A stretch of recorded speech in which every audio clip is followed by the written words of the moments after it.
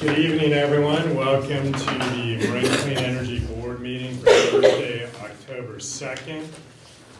Looks like we have, Director Budd is going to be arriving a little bit late, most likely, so let's get started.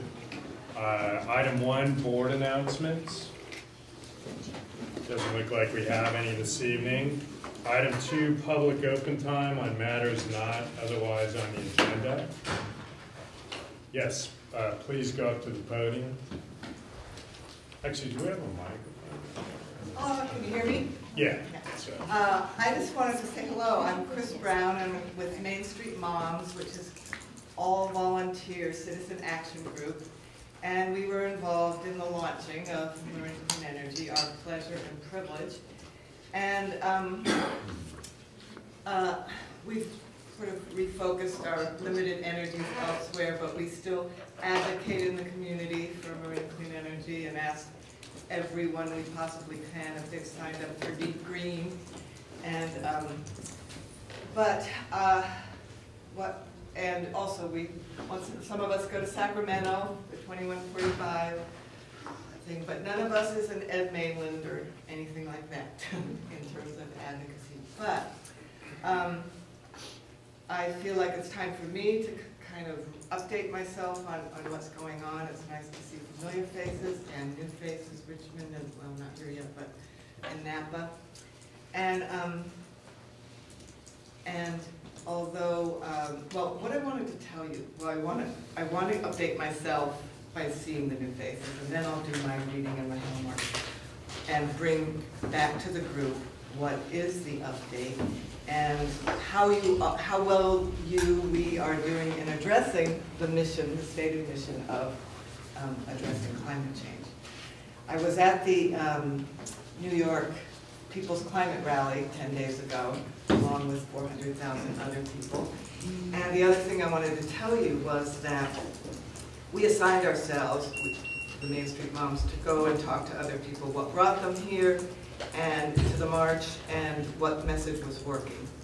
And when they turned the question back to us, I found that I would try one thing and another to get people's attention. And the one thing that got people's attention was me telling the story of Marine Clean Energy.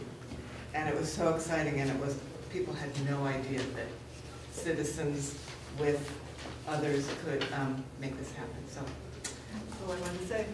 Glad to be here. Thank you, Chris. We welcome your re-engagement, and absolutely it's a storied relationship between your organization and MCE, so very much excited that you're here this evening and hopefully continuing to be involved. Anyone else? Stan. Hi, good to see you.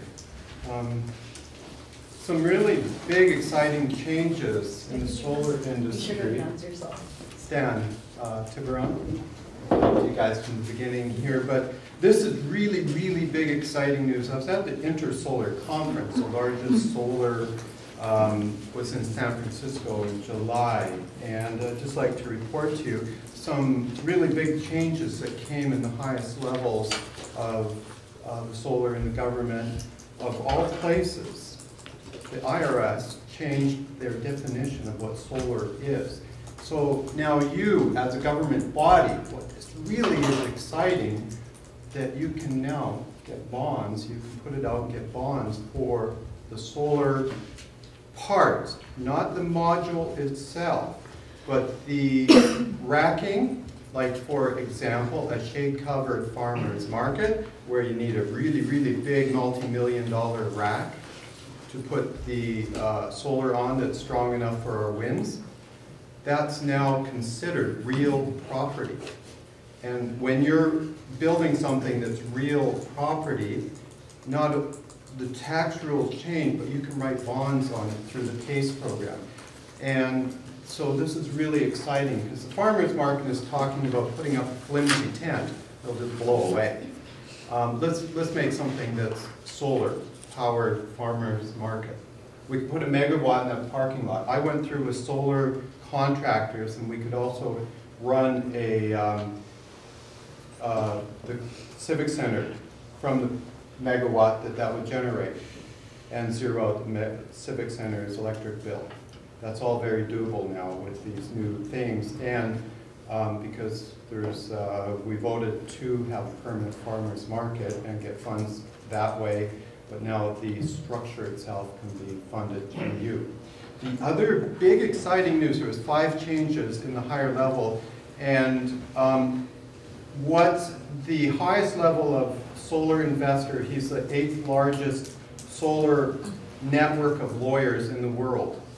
And what he was representing and saying that in the near future, this represents $1 trillion of investment money coming in for renewables. Not just solar, but renewables, and in the 5 changes. Now, I'd really love to have some more time to let you guys know. I did email Damien and to somebody else, Jamie, and some of the details and the video from InterSolar. And we could do this offline and maybe a technical meeting or something like that. Or I could tell you a couple other little things if you want to hear them right now, if I got a moment. Why don't you take another minute? Okay. The big things is some of these larger solar arrays, the ones that are like 30 acres, big ones. They're now considered on Wall Street and traded as a real, because it was a guaranteed dividends for 25 years, proven track record. It's now on the stock market and went up 86% in the time that it launched. There's only been 4 of these come out.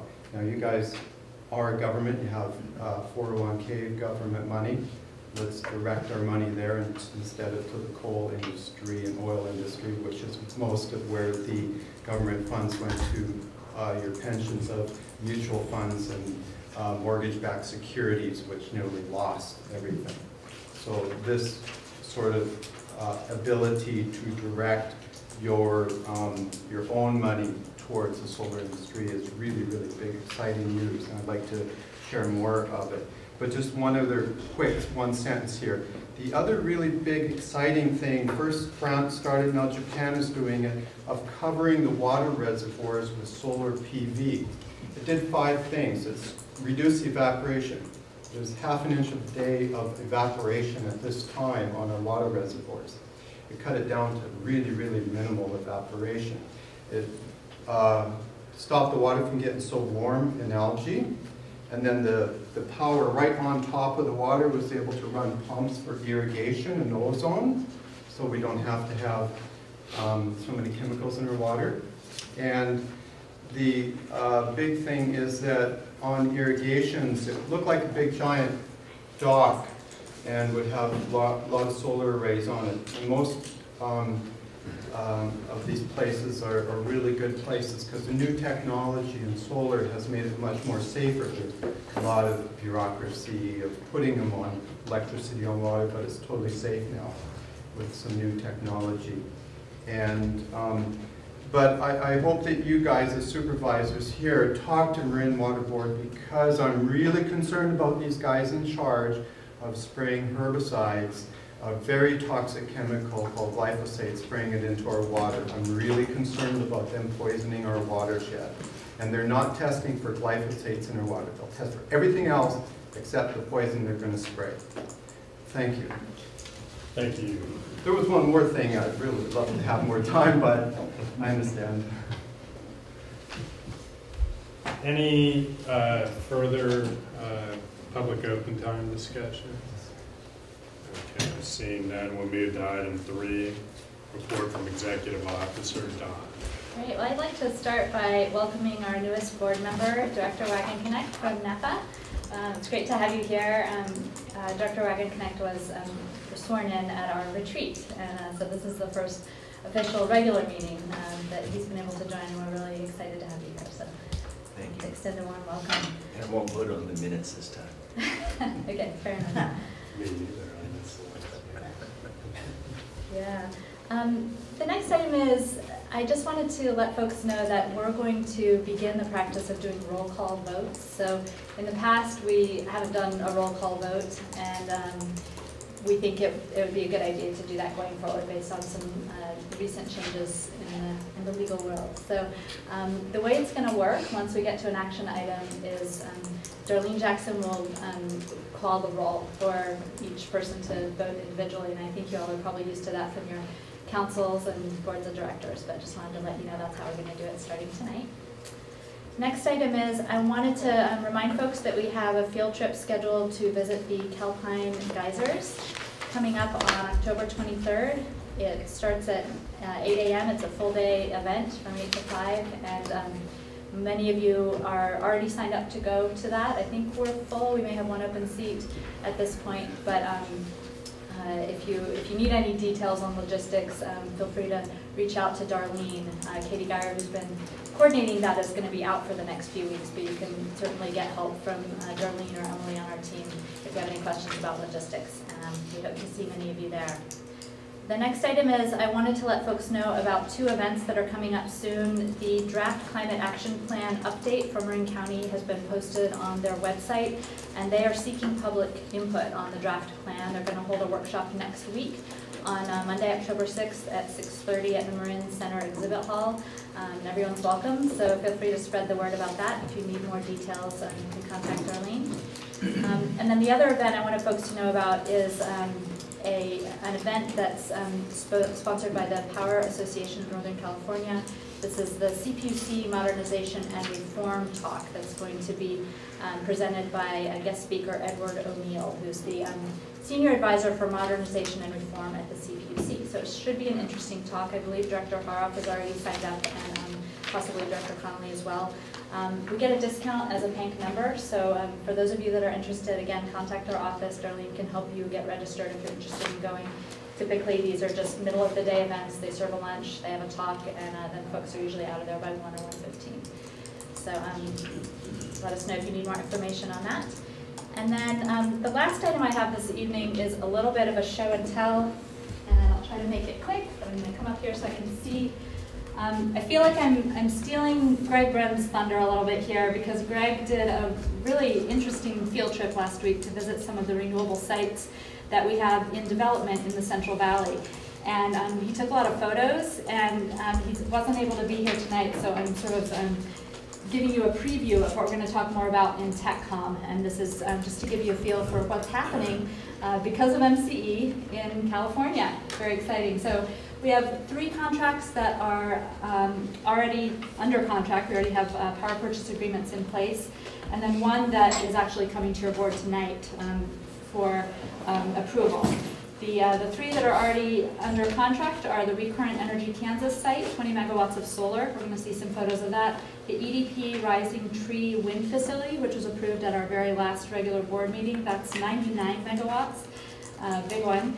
And then we've got EDF Cottonwood, which is 24 megawatts of solar, and that'll be coming online in March of this year. So we have photos of that. And then the one that's in development is the Recurrent Mustang project that we'll be talking about this evening and bringing to you for approval. It's a 30 megawatt solar facility that won't be coming online, at least for our portfolio, until 2018. So the first one is the Recurrent Energy Kansas. This is a picture from just last week. This is what's really happening on the site. You can see workers putting up panels there, and there are lots and lots and lots of these. This is a really exciting site to see all the work that's happening. The term of the contract is shown there, and the location is also shown there. I have a couple of other pictures. This is a picture of a lot of the workforce gathered together at the beginning of the development. This project, this picture we actually got about a month ago, so this was at the beginning stages. And there's some really great stats on this, statistics on this site, that we have more than 500 California jobs being created by this site. We also have 900,000 union work hours in this facility, in the overall development that's happening, and they really do track work hours because that's a metric that's important for them for determining safety. And once they hit certain benchmarks, 100,000 work hours with no injuries, they throw a little party. So this is tracked pretty carefully, and here also you'll see some of the contractors that are involved in this project, quite a few solar companies and construction companies that are using union labor. So we're really excited about that. This is another photo of the site, and I really like their mission. I'm going to try and read it to you here. To create enduring value by enabling a world powered by clean, affordable solar electricity. That is First Solar's motto there, as you can see on the sign. And then this is just a bigger picture showing you kind of how expansive it is. It does go on for quite a while, but this is a big picture view. And then switching to the next site, this is the EDP Renewables Rising Tree Wind Farm that was approved just last month. And what you'll see here, we did take, this is a very large project, and some pieces of it have already been built and are being sold off to other counterparties. So the windmills that you'll see already standing are not for the part that we're purchasing. In fact, just last week when Greg was there, the first tower base section was poured, and I think we have a picture that shows kind of the rebar and the cement. It's pretty interesting. This contract is going to be producing about 100 megawatts of wind for us. It's also in Kern County, and we have a couple of pictures here that show you what the hardware looks like. So this is the existing wind facility. There is a project just to the south. You can see what the generator looks like there on the inside. And this, I think, is really interesting. On the bottom here, you can see how big that blade is. Each blade is really big, and to transport it, they have to put it on this enormous truck that has a driver in the back in a little truck, and then a driver in the front in a little truck, and they kind of have to move along together to get these things from the place where they're produced to the place where they're being installed. Sometimes they have to go through towns, and they even have a little thing on their website where you can watch the blade being transported through downtown Copenhagen and what that's like. It's pretty neat to see that. So these are pretty big. One thing that I think is worth pointing out here is that this facility comes with a California Condor monitoring station, and that's really important. I think that the wind industry has evolved a lot over the last 20 years, and this is now something that's really best practice standard for wind facilities to do some monitoring. There's also a lot of features of the technology that are in place to reduce or minimize or eliminate impacts to birds and other wildlife. There's a cactus garden down there in the bottom left as well that's meant to kind of repopulate the area and make sure there's a lot of native species coming back. EDF Cottonwood is a 23 megawatt solar facility that we have under contract. It's going to result in 250,000 union work hours, and at peak employment, there are going to be about 350 workers. So this is an exciting facility, and it's really in the early stages. They haven't progressed quite as far as they need to at this stage, but they're moving really fast, and they're now installing 30,000 PV panels every single day. So the picture there looks like a big dry open field, and that's because it needs to get filled up. And they are working on that. Another part of this contract is the Buck Institute site, where they are going to be building a 1 megawatt solar facility as a carport shade structure. This is a facility that's in Novato. For those of you that don't know, it's at a nonprofit medical research facility. And we're excited about that project that hopefully will be moving forward soon. And then Recurrent Energy is the project we'll be talking about more tonight. Right now, this is what it looks like because it hasn't been built yet, but it's going to, at the end of the day, have 30 megawatts of solar producing there, and it's going to serve over 14,000 average MCE residential customers.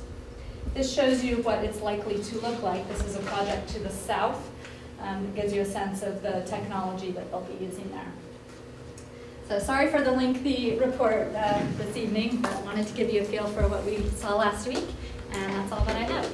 That's great, Donna. Any questions for Donna or for members of the public? That's great. Donna, where was that solar array in relation to that big fire in Kings County? That was a pretty darn big fire. Now, in my experience before in California, when they had a big fire and they cut the power off, and that was a big problem for California and Enron, and just a consideration of what's coming in the future here as fires are getting bigger and badder. I just wanted to share that with you. Solar panels burn really, really well and fast. So consider the water idea. Okay. Great. They don't burn. Okay, item 4 is consent calendar, and I know there are a few of us who will abstain from the minutes. Myself, I know alternate director Robbins, Yeah. director Whitby, and Wagon Connect. So with that, I'd also like, may I pull items 5 and 6? And then also a housekeeping matter. I don't know if anybody else's agendas at the top have the date of February 6th, but mine does. And so we should correct that. Mine says October 2nd. Well, you, Oh, the minutes. Yeah, I Yes, can you're explain right. that. Our very first board packet that went out had the wrong date on it inadvertently. We corrected that. I think by the next day we had sent out a revised packet, so we're very sorry about that. I wasn't sure if we were operating on that basis tonight, and if we were, we should just correct it. That was just. No, fortunately, we caught it. Unfortunately, it wasn't until after the board packet went out, so apologies for that. okay, so we're going to pull items 5 and 6. I'll entertain a motion I'll move with those changes. on consent 1 through 4. Moved and seconded. Do we need to do, I guess we do need to do a roll call on this, Darlene? Bailey? Yes. Gaskin? Yes. O'Donnell? Yes. Lyon? Aye. Reed? Yes. Wagner? Yes. Wade? Aye. Mathis? Aye. Robbins? Aye, except for the minutes, and that's abstain. That's not. Yes, abstain on C1, the minutes. Yeah, that was noted. Okay, those matters are approved. Let's move to item 5. So my concern about item 5, which is the records retention policy, is directed to item number 8, which is the suggestion of retaining general electronic correspondence for 2 years. And this is what my concern is. I'm not sure, first, what general correspondence means. But in light of some of the claims that were made against MCE in the process of AB 2145 going through the legislature, and the claims about how MCE was making false representations and engaging in other kind of culpable conduct, it causes me to have concern more than ever about lawsuits in the future.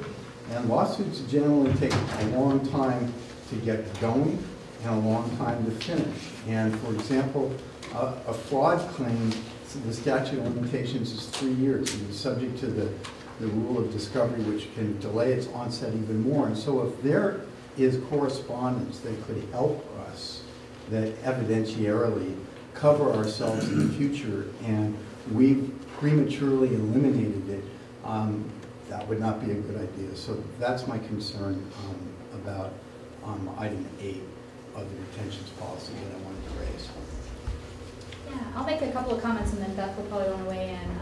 I think the first thing to note is that this policy relates to items that have officially become a public record. And so there's a lot of email correspondence that often gets deleted in the normal course of business that doesn't become a public record. But if it's been saved and stored for a period of time, then it is considered a public record and will be subject to this policy. Also, by way of background, this policy was recently revised through activity at our executive committee. We actually brought it back for about 6 months. We kept bringing it back. Yeah. It's certainly up for further discussion. This particular item does relate to some recent developments on the regulatory front. So we could certainly bring it back for more discussion. But do you have some comments, Beth? No, just that it's already been going, it's already, the initial policy was sort of thoroughly developed by our external counsel for municipal law, Richard Swasson-Gershon, and we believe it to be best practices. And then it was recently reviewed with the input of the executive committee. But yeah, again, I'm happy to entertain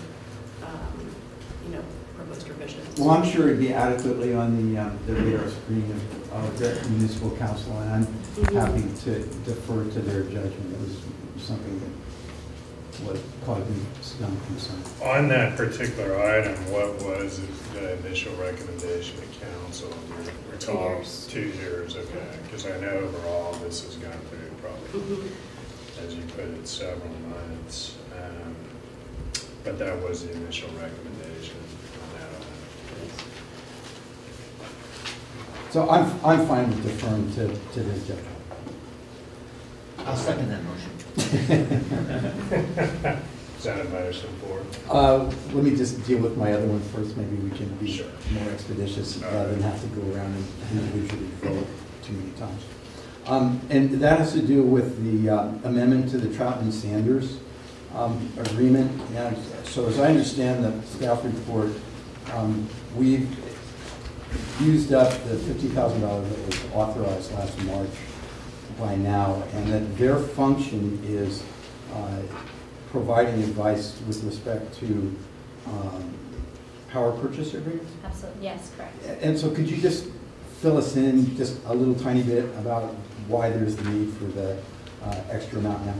Yeah, absolutely. So Troutman-Sanders has been assisting us as a transaction counsel when we're negotiating power purchase agreements. As you saw by the recent slide deck there, we've entered into a couple of pretty significant power purchase agreements just in the last few months. A couple of them came out of our open season process. A couple of them are related to our recent expansion. In addition to that, we engaged Troutman-Sanders to help us with the Chevron transaction and the lease agreement review. They have in-house counsel that has expertise in the brownfield real estate area, and so we engaged a different person with the same firm to work on that, which we hadn't anticipated at the beginning of the fiscal year. So I think that the work on the brownfield project coupled with the expansion-related new contracting efforts has created the need for some additional time in the contract. Great, thank you. Further discussion on consent item 6? So I'd move 5 and 6. I'll second Let's have a roll call. Bailey? Yes. McCaskill? Yes. O'Donnell? Aye. Howard? Yes. Lyon? Green? Yes. Wagner? Yes. Connolly? Aye. Mathis? Aye. Robbins? Wiley? Yes. That matter carries. Item 5, third amendment to lease with Santa Fe Corporate Center. Good evening, everybody. I'm Emily Goodwin, Director of Internal Operations. For folks that I've not met yet, welcome members of the public and board members as well. This is going to be a quick item. This is sort of the back end of our lease agreement that we went through last month. So this is the icing on the cake, if you will, a formality to terminate our existing lease early with the Santa Fe Corporate Center. And just as a reminder, the staff report notes that lease goes through December 31st, 2019. So we'll be terminating early. With that, as noted in the staff report, there's a few perks for doing so, which are going to help us move expeditiously and smoothly over to our new property at 700 Fifth Avenue. Those are noted by the first item in my staff report, which is a waiving of rent and shared rent costs for the communal areas in this facility. In total, for the months remaining, that puts us at about $83,000 and change, and we were able to actually retroactively get credited 19 of 30 days in September as well to add on about another 10 grand to that. So in total, that item 1 amounts to $93,853. So that's great. Does anyone have questions about that first tranche of incentive? No? Okay, so then the second one as well, we're really excited about this. This took some negotiating on our part and some working real closely with the current property manager here at Byron Marin.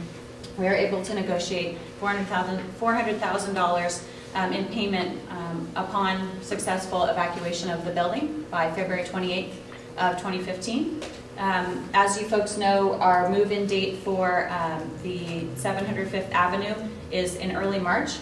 And so we're very excited about the ability to move hopefully within that time frame without penalty and without losing any of the $400,000 that we're able to negotiate. If I can point out, there's about a week's period where there may be a small loss from that $400,000. In case you are noticing, that would be the one sort of area in question for those on the board that have worked closely throughout all the mechanics of the deal. We're certainly hoping we don't have to lose any of that, but it would be roughly at most between $6,000 and $9,000. So if we moved in on our March 6th and at the latest 9th date at our new property, we would lose in effect $6,000 to $9,000 from the $400,000.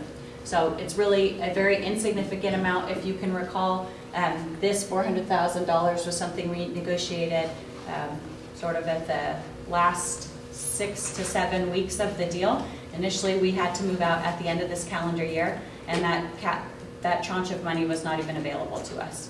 So it sort of moved its way up as we got closer to solidifying the terms of the new lease, and we were able to push that to $400,000, which we were really excited about, and extend the date to essentially the end of February.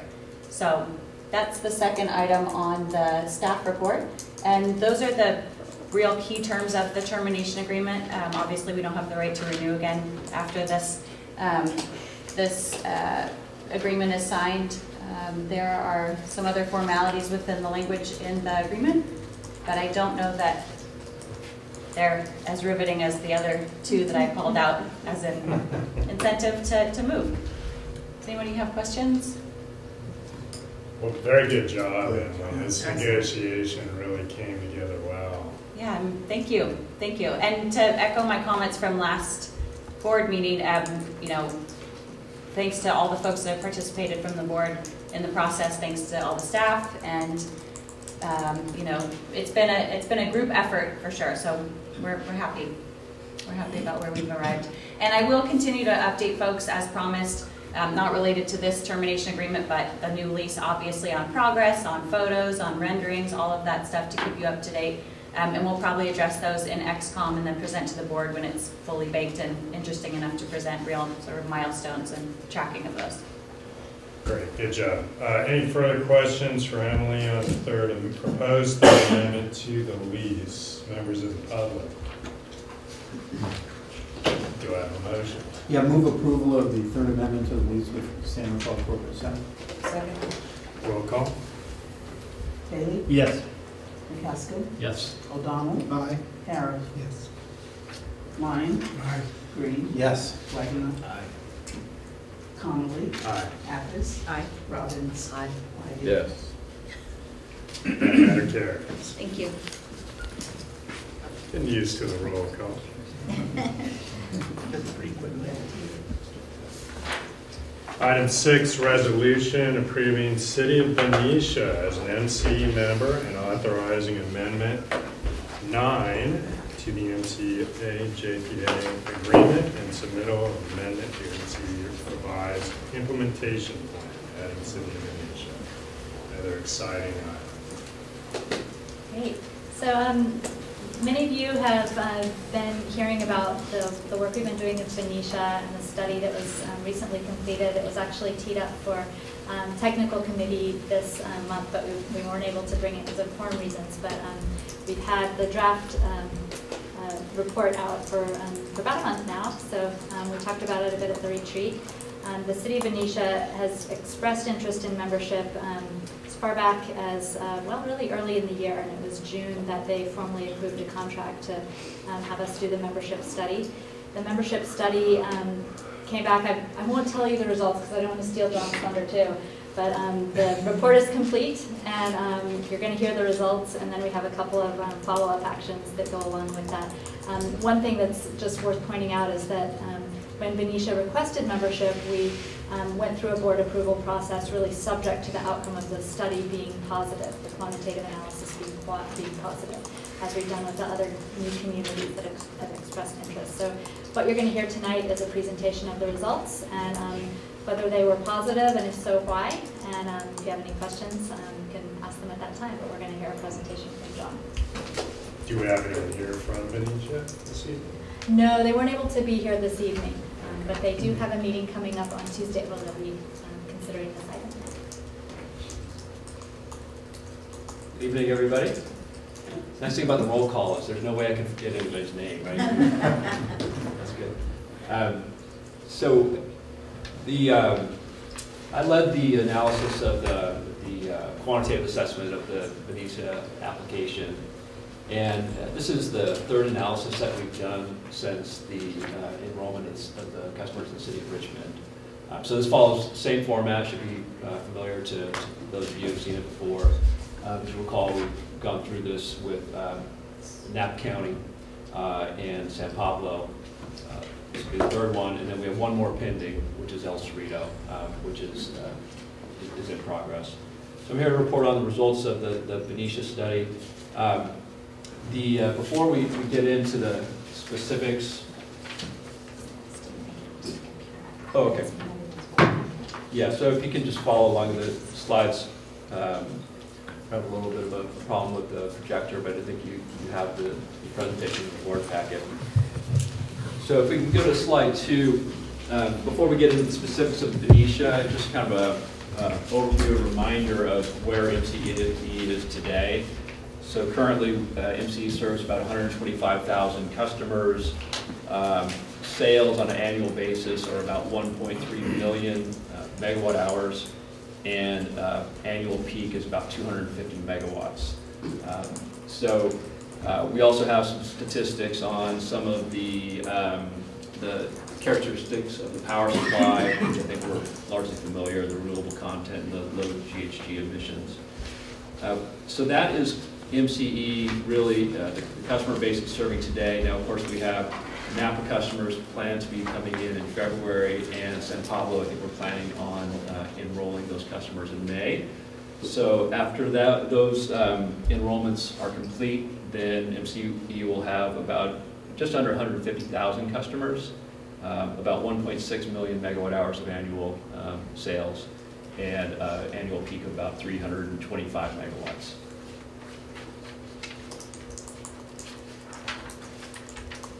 So slide 3, a little bit of information sort of on how we got here. As you recall, MCE's expansion policy requires a quantitative study be performed for membership applications. It really primarily focused on what is the rate impact of bringing the new member into MCE and those customers, and also what are some of the environmental impacts that we expect to see through increased use of renewable energy and reduced GHG emissions. The process began in June with a request by the City of Benicia. Your board authorized the conduct of the quantitative study in July, and that was largely completed in August. And so I'm here to present the findings today. Just kind of jumping to the chase here in terms of the results, we found that the results are overall positive. We're projecting that serving the additional customers in Benicia would have a beneficial rate impact of about 3%. And what that means is that compared to what MCE rates would be without those customers, by enrolling these customers, we'd be able to have a 3% overall lower rate level. So benefits for existing MCE customers as well as customers in the city of Benicia. We calculate that there would be an increase in renewable energy use in the state because of MCE's high overall renewable energy content relative to the current service from PG&E. So that would translate into about 55,000 megawatt hours. I'm on slide 3 at the moment. Oh, cool. About 55,000 megawatt hours per year in additional renewable energy that wouldn't otherwise take place, and annual greenhouse gas emissions reductions of 15 million pounds. Okay. Let's see if I can take over from here. Oh, there you go. You're ahead of me. So in terms of the customer base in Benicia, and we have to be respectful of certain customer confidentiality requirements, so we have to aggregate some of the information where we have only a few customers, and we've done that in this table here. But there are approximately 13,000 potential electric customers in the city. The annual sales potential is about $273,000 1,000 megawatt hours, and the annual peak demand is about 48 megawatts.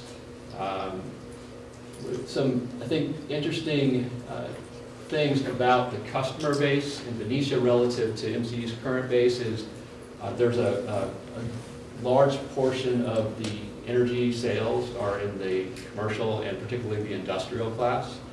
You can see that, you know, of the 272, 144,000 of those are in the commercial and industrial class. So it's quite a bit higher than what we're used to in Marin, a little bit more similar to what we saw with Richmond.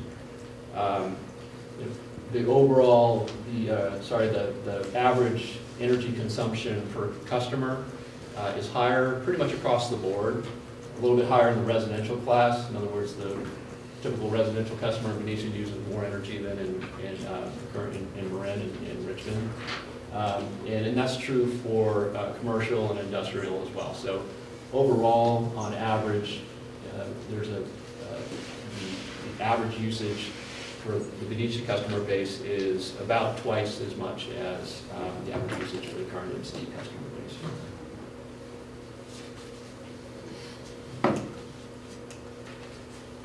In terms of the load profile, we found the Benicia load profile is complementary to MCE. So this is a graphic of MCE's hourly loads over the course of a year. So we have 8760 hours, and this is representative of 2013.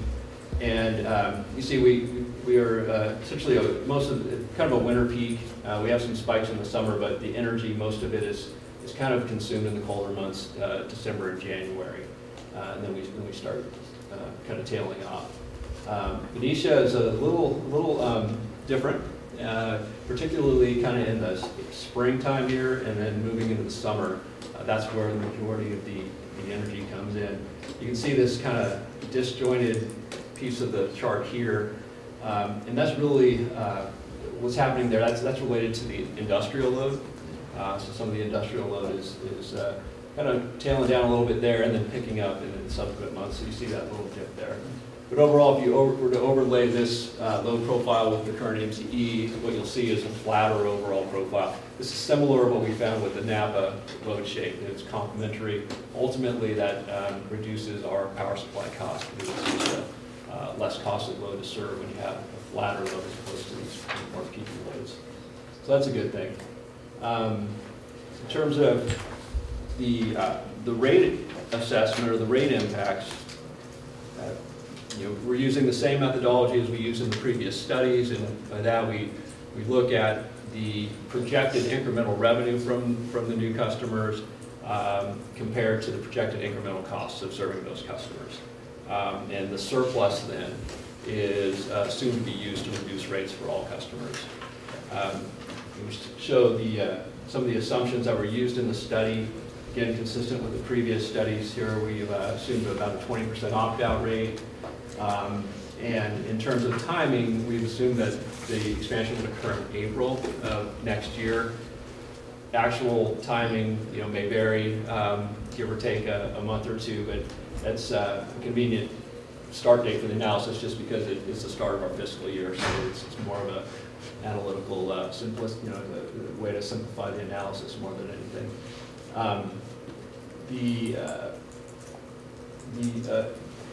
The sales, if we assume an 80% participation rate, we would be adding about 205,000 megawatt hours. That would be about a 16% growth in MCE's energy sales, just from the city alone. And what we found is the revenues increased by more than the cost, and the cost that we look at would be the incremental power supply cost, of course, that's going to be the majority of it. But there are also incremental costs related to customer billing, to call center support and PG&E service fees that they charge for meter reading. In terms of the actual numbers then, what we're projecting is that on an annual basis, there would be an incremental increase in revenues of about $16.6 million and an increase in cost of about $12.8 million. So the surplus that would be generated would be about $3.8 million. So that translates into the 3% rate reduction. Use that $3.8 million to offset fixed costs of the agency, we could reduce rates by 3%. That is it in a nutshell. Happy to take any questions before we move into a recommendation that's being made. Sir. So it's obvious that power usage is heavily skewed towards the large commercial and industrial. We reached out to those potential, without going into confidentiality of the particular customers, and we reached out to some of those large power users as part of this process, or are you just assuming that they're in the 80% that will opt in? Yeah, so that's a good question. The way we handled that is we, and we didn't include this in the presentation, but we did some sensitivity analyses around participation by the industrial sector, because it is a small number of customers that contribute to a large proportion of the sales. And so what we found is if we weren't quite as successful with the participation in that sector, then the benefits would be reduced. It's still positive, but rather than 3%, we'd be looking at something closer to 2%. In terms of your direct question about outreach, I don't believe that has started yet, but Dawn can, I think, fill you in on that better than I could. Yeah, that's, we're waiting for Venetia's formal action before we do that type of outreach, but that is something that we typically do when there's any one large customer with a high volume. We like to do that for planning purposes. Further questions for John? Dave. Yes, Ray. John, don't want to sound cynical, but could a community ever fail a quantitative analysis? In other words, what would be the structure of a community that we couldn't combine with? Yeah, so I think it would be more of the timing of the potential expansion relative to what power supply costs are. So in other words, right now is the prices are relatively low for both conventional power supplies and renewable power supplies. So adding additional sales, is a good thing. It creates more margin because MCE's rate compared to those incremental power supply costs, there's a fairly large gap there. The differences among the cities are going to be driven primarily by the customer base, and so we should see differences, in the range of, we're showing a 3% benefit for Venetia. We might show a 1% benefit for a different community. They're going to be in I would say, a relatively tight range because these are all being kind of assessed at the same time. So, I think it's probably fair to say that at this point in time, pretty much, I would expect any city that we look at to be a new member should create benefits, should create some ratepayer benefit for the agency. The kind of characteristics that are going to create the most benefits would tend to have large average use per customer, the way that this customer base does. If you get into the residential sector, for instance, if you have very low use per customer, we have certain fixed costs just to conduct the billing and sort of per account costs, and so you can run into a situation where the margins are very, very small on those types, and so you wouldn't have much of a benefit. But yeah, I think if we did another study of another city, I would expect benefits, and it's just because the main driver is what you can get power at, what's the cost of power at the margin. If we did this a year from now and the power prices have moved up, it could be a completely different story. And that's really the main reason we want to make sure before saying yes or recommending yes to a new member that we're confident when we go to buy the power, it's going to be beneficial. And you're locking in long-term benefits, in other words, by the end of that. Correct. Okay. Right. sorry to come back to the large users, because I know in Venetia, there are a couple of very enormous users. Obviously, have you thought about this in terms of how you're going to be setting their rates? Because you always, when we go through a rate resetting cycle, we have different rates for different categories, commercial, industrial, and whatnot. Is your analysis factoring in the fact that those very large customers are going to be sort of a competitive catch, so to speak? You're going to have to be competitive in order to capture that particular customer. Yes, absolutely. And so, MCE has, you mentioned, a number of different rate schedules. PG&E has a number of different rate schedules, and MCE's rate schedules are competitive across the board. And in fact, I think it's fair to say are lower on just about every schedule. So, the rate schedules that are applied in these analyses would be the ones that would be applicable to these customers. So these large industrial customers, they pay a relatively low per kilowatt hour rate, both with MCE as well as with PG&E. But MCE's, this would be sort of the E20 or the COM20 rate is below PG&E. So I think there is an opportunity there to attract this customer, these types of customers. Good questions. Any further questions or comments for John? Members of the public, Stan. Hi. Could you explain to me, every month I see a PCMIA charge. Is that profit charge managed in what? What's going on with this PCMA? The PCIA, is that what you're talking about? Is this a PG&E charge? The one that keeps on biting me on my bill, that has no reason, yet they're charging, and I just need clarifying on that, how we're getting ripped off. It's a little off topic, to be honest with you. But it's part of the whole picture. I mean, we've had whole discussions on that, Stan. Okay. John, do you want to summarize it real quickly? Well, that's something that MCE is very strongly trying to address. PCIA is a charge that PG&E imposes on MCE customers' bills, any CCA customer's bill.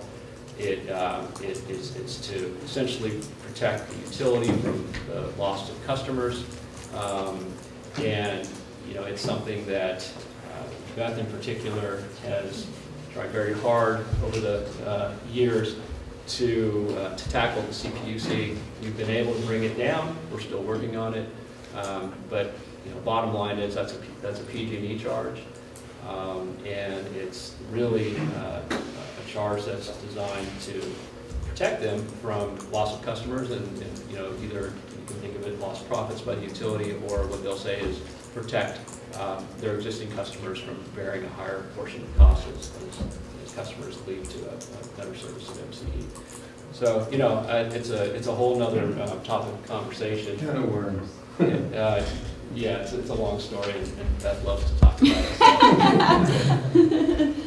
Okay, so in regards to the recommendation, getting back to Venetia, so we're recommending here, it's subject to adoption of the ordinance that's required by the Public Utilities Code by the City of Venetia, and their execution of the MCE JPA agreement, that your board adopt the resolution for you approving the City of Venetia as a member of MCE, that you adopt the amendment number 9 to the MCE Joint Powers Agreement, which effectively adds the City of Venetia as a member, and also that you authorize submission of an amended MCE implementation plan and statement of intent to the CPUC to include the City of Venetia. What's the timing on El Cerrito? So the El Cerrito study is underway currently. We expect to have it wrapped up in the next couple of weeks, and we'll be bringing the results to TechCom this month at the October meeting. All right, so we have a resolution regarding Venetia before us, and it looks like we have no further discussion at this time. I'll move that we approve resolution number 2014-06. Second? Second. Moved and seconded. Roll call. Bailey? Yes. Haskell? Yes. O'Donnell? Aye. Parrish? Yes. Lyon? Aye. Yes. Green? Wagoner? Yes. Connolly? Aye. Apis? Yes. Robbins? Aye. Yes. That matter carries.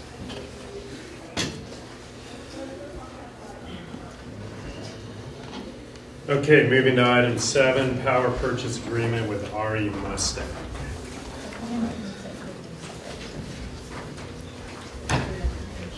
Good evening. I am going to stand in for Greg Brennan this evening, your Director of Power Resources, and let me grab this.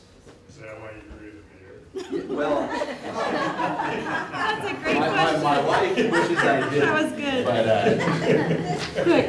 no, I just want to see how great it is, really. It's, in any case, just before we get going here, I want to take just a second and kind of remind you all what it is and why it is that we occasionally bring these various power contracts before you. And I think, it's probably worth just talking about this from time to time. But as a load-serving entity in the state of California, or really any state for that matter, it's a responsibility of this agency to procure sufficient power supplies to meet its customers' energy requirements. And this is really kind of a key role that's carried out by the agency that starts with what really amounts to an annual cycle where its integrated resource plan is revised and new needs are identified. So any open positions related to customer growth or expansion into new communities are identified. And then we carry out our open season process once a year where we request proposals from projects located throughout the state and elsewhere for various products that we need in order to meet our customers' energy requirements. And then ultimately evaluate those different opportunities, identify certain projects that are worth exploring, talk to your board through the ad hoc contracts committee that's been developed, enter into contract negotiations, and ultimately arrive at the point that we're at now in the process where we have a contract that staff is recommending that you all approve to meet these energy requirements for our customers. And so earlier this evening you saw some photos of this particular site as well as another site that's a little bit further down in the development process by this prospective counterparty. And if you recall, this project originated through our 2014 open season process where we identified an increased need for renewable energy related to expansion into Napa County, the city of San Pablo, and then now, of course, the city of Benicia as well. And this particular contract here would help fulfill that increased renewable energy requirement with a new California-based photovoltaic solar generator. And the project that's really the subject of this particular agreement is a 100 megawatt photovoltaic solar project, and MCE would be taking a 30 megawatt piece of that project. So there are other counterparties involved in this, but the metering occurs separately, and we basically pay for what we receive, and that's all kind of parsed out very kind of easily in an easily administratable way. We do happen to have an existing relationship with this particular counterparty, Recurrent. You saw some photos, like I said, of the project that's well along in the development process and will soon be delivering power to our customers beginning in early 2015.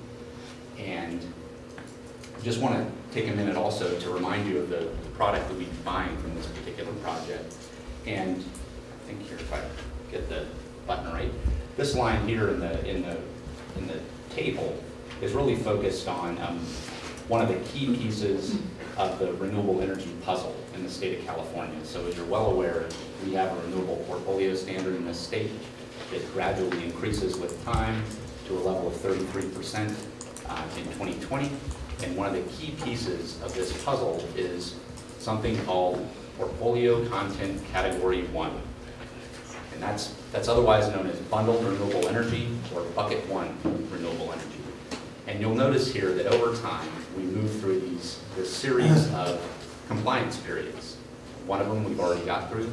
That ended on December 31st of last year, and now we're in compliance period 2, which extends through December 31st, 2016. And as we move through these different compliance periods, the proportion of renewable energy that you procure as a load-serving entity from these in-state resources must go up. And so this particular agreement is kind of also responsive to that increasing obligation over time. And so that was just a bit of a reminder there. In any case, this particular facility, just some highlights here, would begin delivering renewable energy to our customers on January 1, 2018. It would likely come online before that, but it might be delivered to somebody else prior to. We really aren't too concerned with what happens before January 1, 2018, because that's really when our relationship starts with this prospective counterparty. The price is very competitive. It's amongst the lowest we've seen in our various open season processes, and that's particularly attractive for this particular opportunity. And it also, like I said before, as we kind of move forward through this renewable portfolio standard regime that we're in now, and these in-state renewable energy procurement obligations increase, this will help us attend to those needs. As a result of the relatively low cost, our overall renewable energy expenses will go down during this contract term, which is good news. And that about 14,000 average residential customers will be served by the annual energy output that's expected from this particular facility.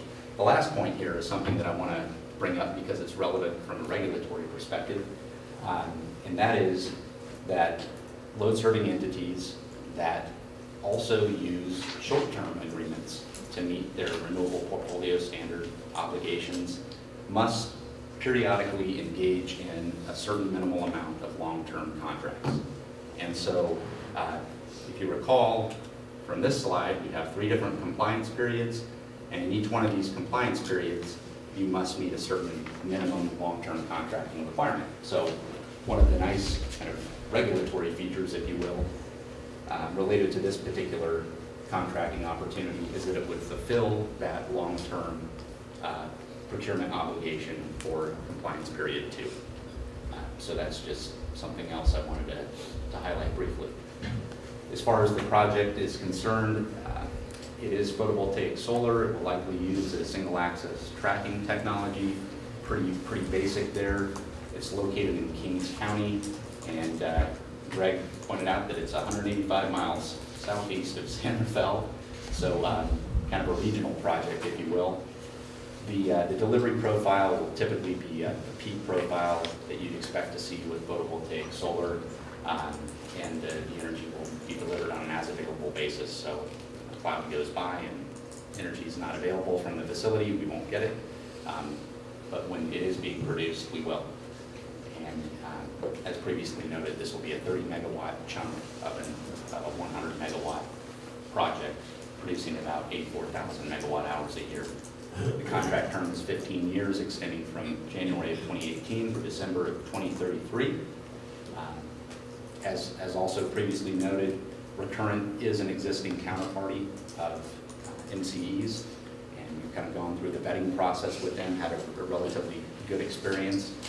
They've made very strong progress in developing the facility that's currently under contract with MCE, and this particular project also has some nice benefits in the form of labor relationships, and about 250,000 work hours are to be expected from MCE's portion of the project here.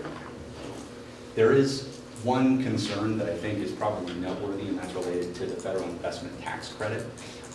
As you may be aware, this particular credit expires on December 31st of 2016, and this is a 30% tax credit that's available to various renewable technologies, and solar in particular. And so if for some reason this particular project were to fail in its development efforts, this could expose us to increased costs post-2016. But I think we've effectively addressed this through an increased performance security amount that's specified in the agreement that's roughly 3 times what we've included in the past. So in the event that something were to happen, we would have additional funds available to the agency to go out and procure renewable energy in place of this for a period of time. Yeah. Just it's kind of a general question about the tax credit. Is there a triggering event that the developer has to experience in order to essentially vest that credit?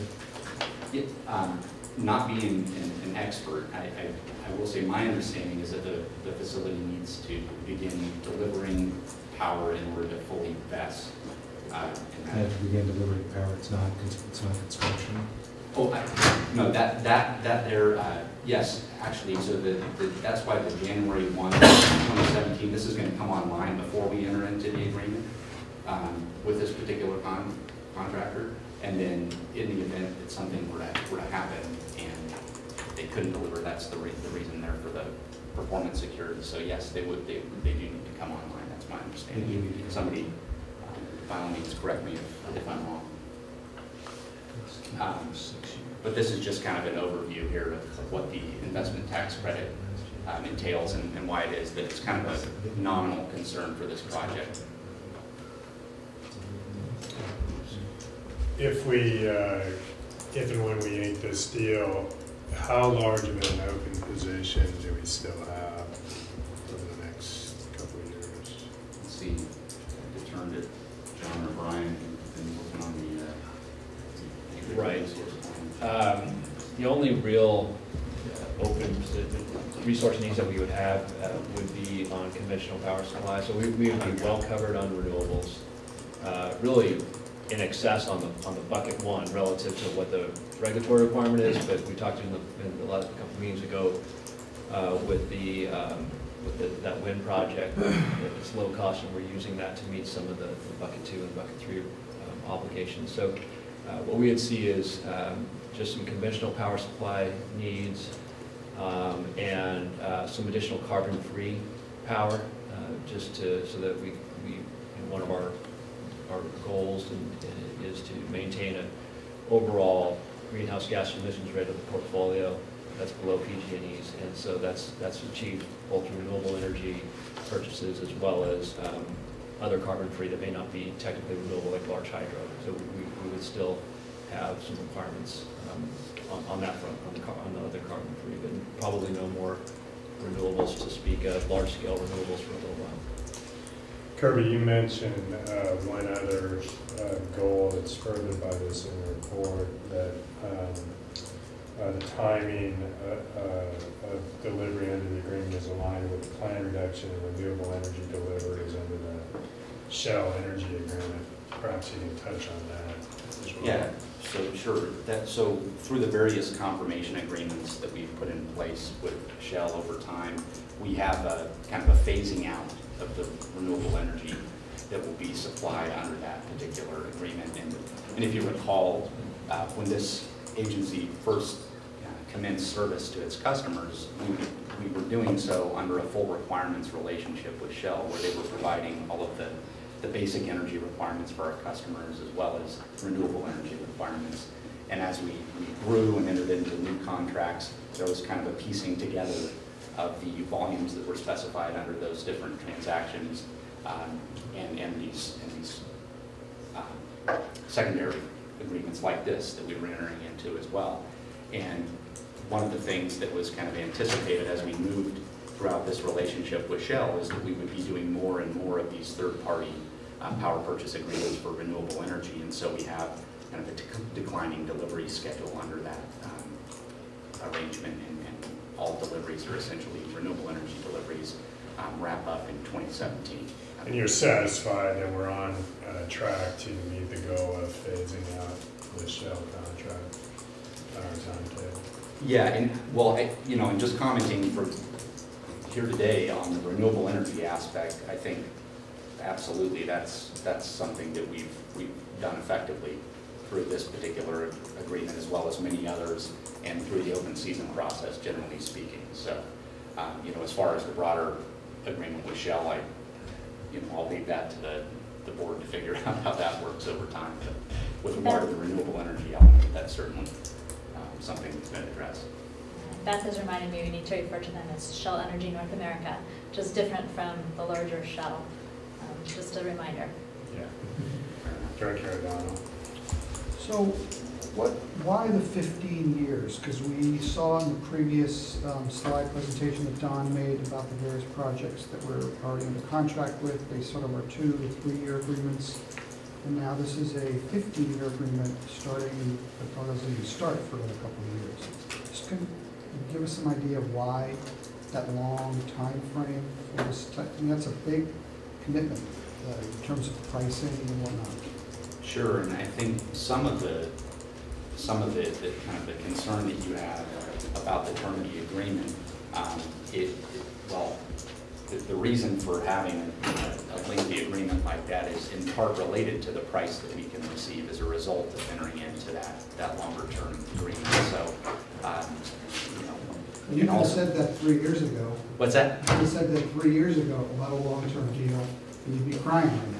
Well, and everybody was crying Everybody that did those go. deals, right? So, I mean, it's. I think part of what we've done here, and it's less about the term of the agreement. If you want to think about it in a different way, it's less about the term of the agreement than it is about the size of the commitment. And what I mean by that is the level of capacity, the amount of capacity that's under contract, and what proportion of your total supply is being committed to through this type of arrangement. And so I think what we've been doing a pretty good job of over time is kind of taking a periodic sample of the market through contracts, various term lengths, and then also just various start dates as well.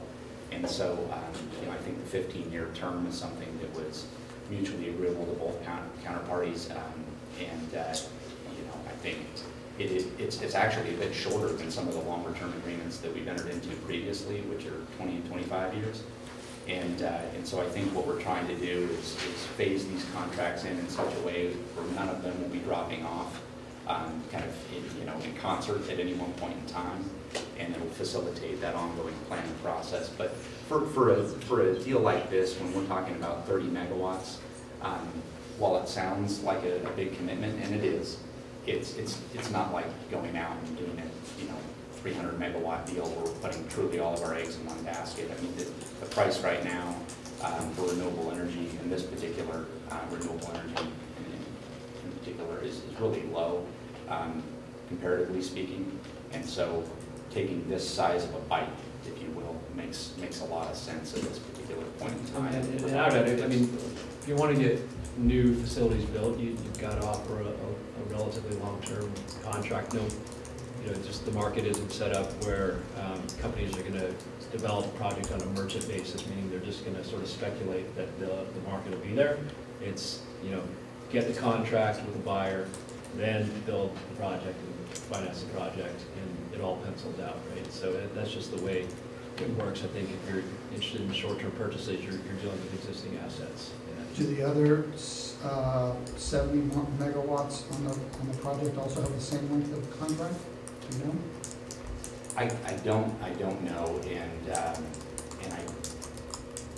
for 40 of the megawatts, I don't know much at all about that, and for the other 30, I've got a little bit of an insight, but I don't know that that's particularly public information. So, I can't really comment on that. But I will say that, to John's point, some of the other shorter-term transactions that we've been involved with have been coming on the front end of a longer-term relationship. So we've kind of stepped in and filled a gap in that development cycle and received a pretty good price in exchange for doing that. But it's still that long-term agreement that gets the project built. Yeah, if I could add on, go ahead, I'm sorry. Go ahead now. I was just going to, just kind of backing up from a historical perspective, we've, as an agency, we've typically looked for long-term contracts when we're talking about California-based renewables, because that's something we know we want to have long-term. And so being able to lock in a price, know what it's going to be for 20 years, 25 years, really gives us an ability to plan better. And so the terms of many of our initial contracts are 20, 25-year agreements. Now, recently, we've had some shorter-term contracts come our way at good prices. In some cases because there was a counterparty that was coming in the later years, and the developer was looking for a place to sell the energy before that contract came online and at a competitive price. So we entered into some of those. This one's kind of in the middle of the range, and we've done some 4-year short-term contracts. We've done a lot of the 20, 25-year long-term contracts. 15-year contract we haven't done before, but it's kind of a nice middle ground. I think that, as John and Kirby were saying real well, diversification is really the goal. And so having layers of different contracts that are purchased at different times so that we're taking advantage of where the market is at different times and not locking in 1 year when things could change a lot in the future is really the goal that we have. And this fits nicely into our portfolio needs. I guess one last question I had was just a clarification of what you said. So if the company does not receive this tax credit, and we start buying power in January of 2018, the power price actually changes like higher, or No, that if they don't if they don't get it done to get that contract, be, what was the consequence for us? Yeah, so that was basically the scenario that I was trying to paint there would be a situation where they were tardy in bringing this facility online, didn't qualify for the tax credit as a result, and then just defaulted under the agreement, for example, decided just not to complete the thing at all.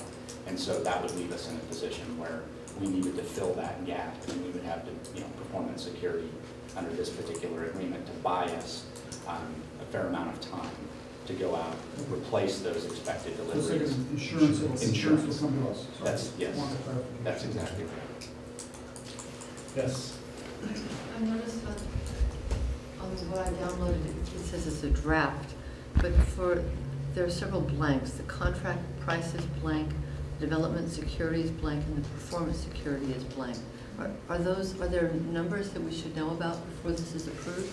Yeah, those are commercial terms that we aren't able to disclose until after execution publicly, and because this is a public board packet, those haven't been included. However, this contract and many of the commercial terms of the contract were discussed in an ad hoc contracts committee, and so there are board members that were involved in that discussion, and they're aware of the commercial terms that have been discussed. We just aren't able to share that publicly until after the approval happens. But then as a public agency, we do disclose all that information. For the investor-owned utilities, private utilities, they don't ever disclose that information. They will redact it when they release the contracts, but we as a public agency do release that information, but we don't do it until after the contract has been approved. And there may be some members of the board that want to speak to the competitiveness of this contract, the good pricing that we saw, if you'd like. Members of the committee. Okay, I was a member of the committee. Because this question always does come up.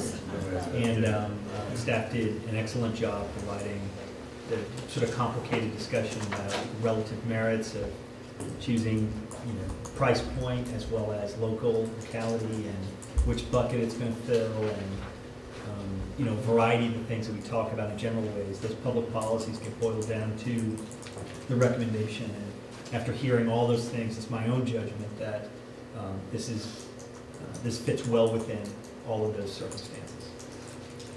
I was also a member of the committee, and I would agree with Saul that was, it sounded like it was a very competitive, great opportunity that really fit our bucket one needs. I don't remember the specific numbers, and I can't share them with you anyway. But I think it was a very attractive. But the committee was presented with a variety of different options, and things we talked about included where's the project, how large is it, what's the term, what's the price point. I'm probably not doing a good summary of those things. Those are the ones I call out immediately. But which bucket it fills, and so on and so forth. And this is one of the ones that seemed like a good fit. How viable it seems. That's always an issue. Yeah, that's actually one of the real key considerations in all this, in light of the really good track record that Recurrent has had with its other project under contract with us, and the progress they've made there. That really kind of helped elevate this opportunity to the top of the list. Because the longer you spend time in this particular industry, the more familiar you'll get with the concept that these development projects, just like any development project, whether it's energy or real estate or anything, they don't pan out the way you'd like for them to a lot of the time. And so when you find a counterparty that has a good track record, it's really valuable to latch on to that. I was also part of the committee, but I just thought I'd ask some of the, I'm a merchant, so I asked the merchant type questions. No, all the questions were good, and I'm glad that Director Robbins even flagged the price issue. That issue does come up, and for competitive reasons, that has been our policy, although, as Don noted, we do take it a step further and ultimately disclose the prices once the deal is inked. My impression is overall the solar pricing in the market is favorable right now as well. Is that correct? That is correct. Yeah, really due to a number of factors, not the least of which is just an abundance of development opportunities. Yeah, solar is really kind of at an all-time low, and it's come off.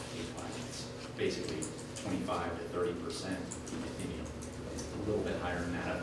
What prices were just 4 years ago. So to me, that's where issues like viability and track record and the other aspects we've heard about are important. Yeah. So it sounds like the committee certainly is prepared to make a recommendation to approve. Okay. Do we have any other further discussion on the side? Members of the public? Some good news for you. I looked it up on Google. This was not affected by that big fire in Kings County. And in fact, the fire department is actually using it as fire break. A fire, because there's so many orchards around it that are dying, and the drought. And so that it's actually helping the fire department by having these larger arrays there. There's quite a few of them there, actually. Great. So there you go. Thank you. They're fireproof. Further comment or discussion on this item? Kirby, you're done with your... Yeah, I think the rest of it would be redundant, but yeah, basically, clearly the staff's recommendation is to the board approve this particular. Okay, great. Yeah. Do I have a motion on this item? I would move that we approve the power purchase agreement with Recurrent Energy East. I would second that. Okay, roll call, please. Bailey? Yes. McCaskill? Yes. O'Donnell? Aye. Parrot? Yes. Ryan? Aye. Green? Yes. Wagoner? Aye. Connolly? Aye. Mathis? Aye. Robbins? Aye. Yeah. Goodman? Yes. Great, thank you, everyone. Item 8, energy efficiency update.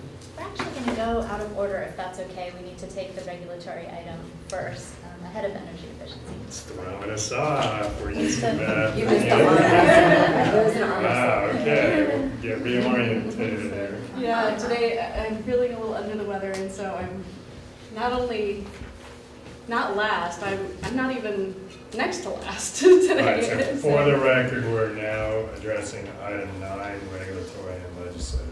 Right, so I just wanted to give you, and just as a reminder, tonight is actually an action item.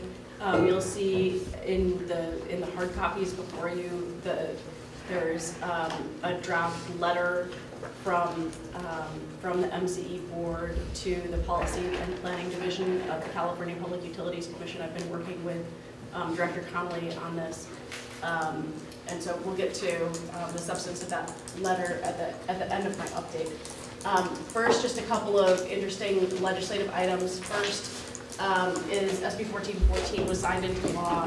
These are updates since the hack came out. There is a new section 380 of the Public Utilities Code requirement that there will be demand response requirements for load-serving entities, but it's quite vague, and so we don't know exactly what that's going to look like yet. But on a going forward basis, we'll look forward to seeing that. There was another bill, AB 2661, that would have restricted CCA and other load-serving entity employees from serving on the California Energy Commission for 2 years after the term of their employment with the relevant load-serving entity. that was vetoed by the governor. And then just as a sort of point of interest is there's a new SB 1275 was signed into law, and this sets forth the Charge Ahead California initiative. And so the idea is to get 1 million zero emissions and near zero emission vehicles on the road. And there's a particular focus on disadvantaged low income and middle income folks. And so I think this is may end up being a unique opportunity for MCE to be involved in electrification of transport. So on the CPUC front, if you've been following the news, there's been a lot of excitement. And particularly the reporting on the close relationship between PG&E and the California Public Utilities Commission, or CPUC. So I just wanted to sort of give a brief overview of the lay of the land there. First, I think it's clear in the CPUC rules of practice and procedure that judge shopping is prohibited. One would think that might be intuitive, but perhaps not. So these are several emails and correspondence between the head of regulatory affairs for PG&E for their regulatory relations, and the chief of staff to President PV, Commissioner Florio, President PV, and again, the chief of staff to President PV, in essence on the gas transmission case, which is approximately a $1 billion rate case before the Public Utilities Commission. PG&E specifically requested a change in administrative law judge overseeing that case, allegedly, and did in fact get it. Here's one of the emails from PG&E asking specifically about the reassignment. Chief of staff to the president says, hope the mess is worth it, and she gets a winky face in response. So, I think that there are a lot of lessons learned here. So, just on the side of PG&E, there was a significant disruption in their regulatory affairs department. Their senior vice president of regulatory affairs at the top of the food chain for regulatory is now out, as is Brian Cherry and Trina Horner.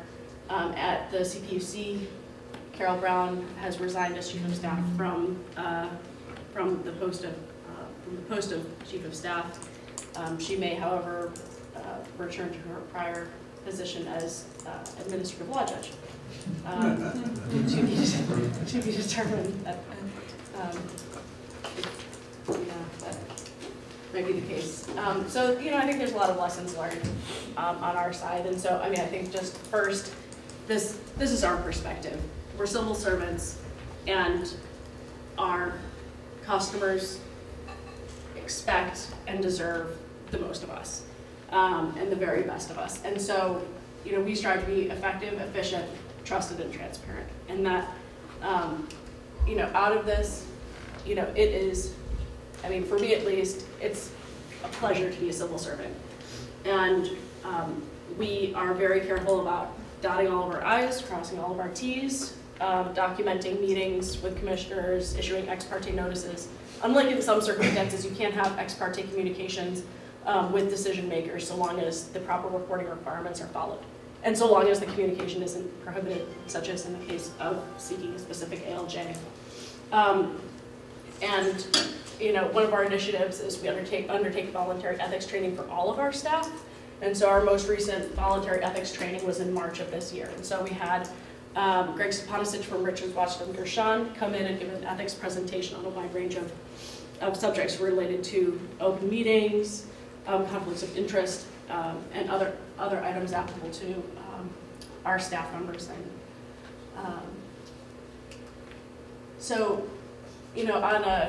on a different note here, as a lessons learned from the MCE perspective, the request that we're making, we're not asking for billion-dollar changes. Our requests, although they aren't often adopted, are reasonable and comply with law and regulation. And what this situation brings to light is just the importance that, we need to be aware of the lay of the land whenever we're working at the Public Utilities Commission, that there are a lot of very close relationships, and we are a very small player in that context. So, and then just lastly, we always have to remember to, exceed the bar for law and ethics and compliance. Sorry, so I just wanted to, I can just pause there if folks have any particular thoughts or if they've been following this in any way. Otherwise, I'm going to go on to the next issue, the cost allocation mechanism. Well, you're not paranoid unless there really are out to get you. Yes, that's another lesson learned. Director Green's been on to this for a while. Sort of the sad or scary element of this whole disclosure is it came as a result of litigation brought by the city of San Bruno. Right. Had that litigation not been initiated, none of this would have been discovered. Which leads you to believe what else is out there that hasn't been discovered about a lot of issues. Is there going to be any reform to happen rather than reshuffling? Yes, I think that some measure of change at the commission and beyond is inevitable. We've seen a distinct change in tone from folks that we work with in Energy Division and in our just normal course of business interactions with them. In the regulatory arena, there is a lot of interface between the regulated entities and the regulator, but it's just it's a good learning experience or a good reminder to always play well within the lines. So, but for reform, I think that we'll see. You would think that there would be reform, but as we've seen in other industries, such as in the banking industry, it's hard to change cultures. Yes, Director Lyon. What are the prospects, if that's the right term, that President Peavy may have to step aside? I think he's taken himself out of the penalty decision on PG&E, but I'm just wondering on a long-term basis, the pressure must be building. There has been a lot of discussion about whether or not PG&E, PV.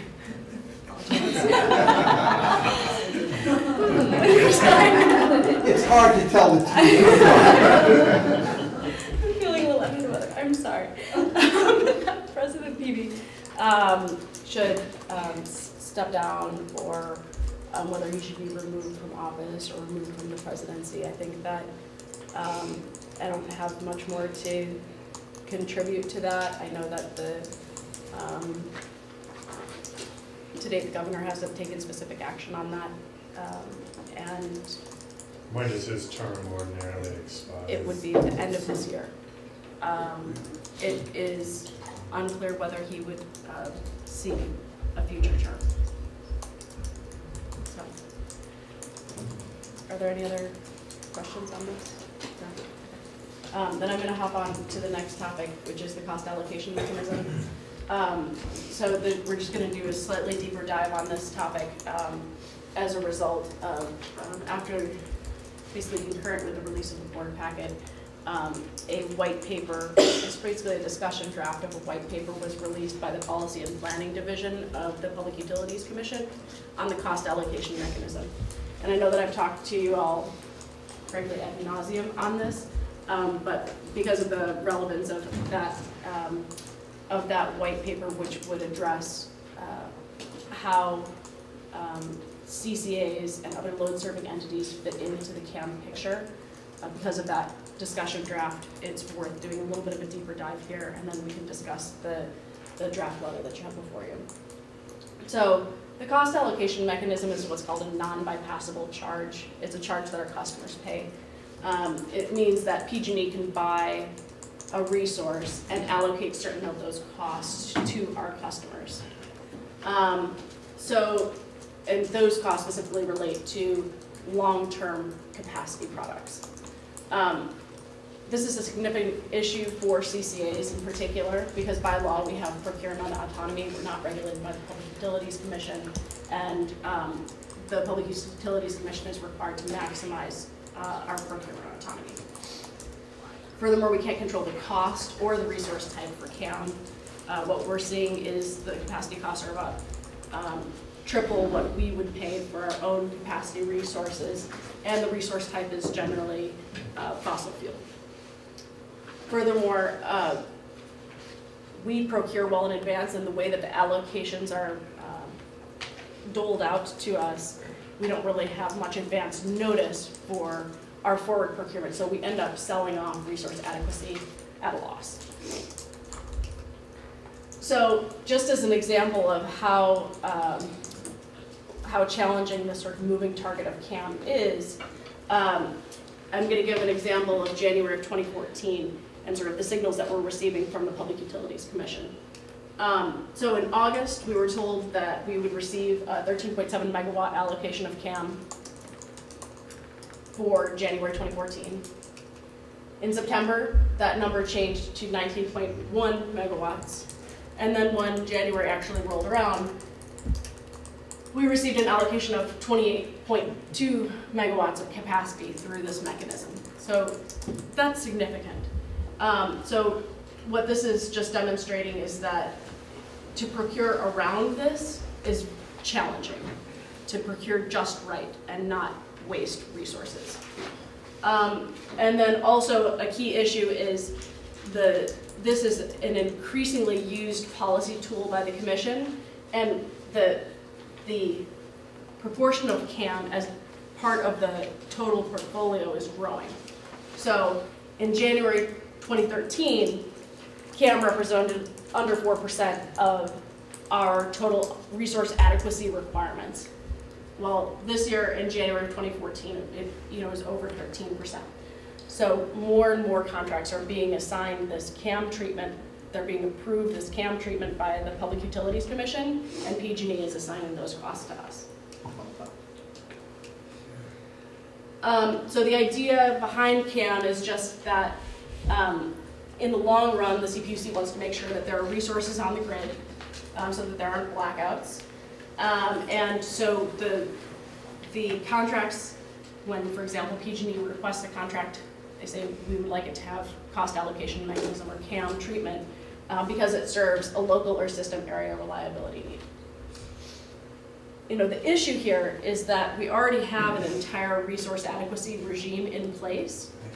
And so for us, it's unclear the distinction of why the resource adequacy regime is not sufficient to meet these requirements. And it also does not allow for our own procurement autonomy.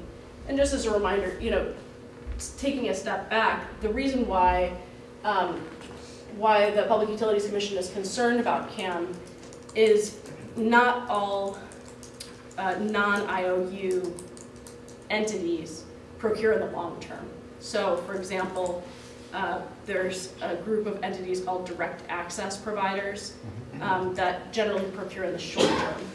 And so the concern is that those providers would not be providing this reliability benefit in the long run.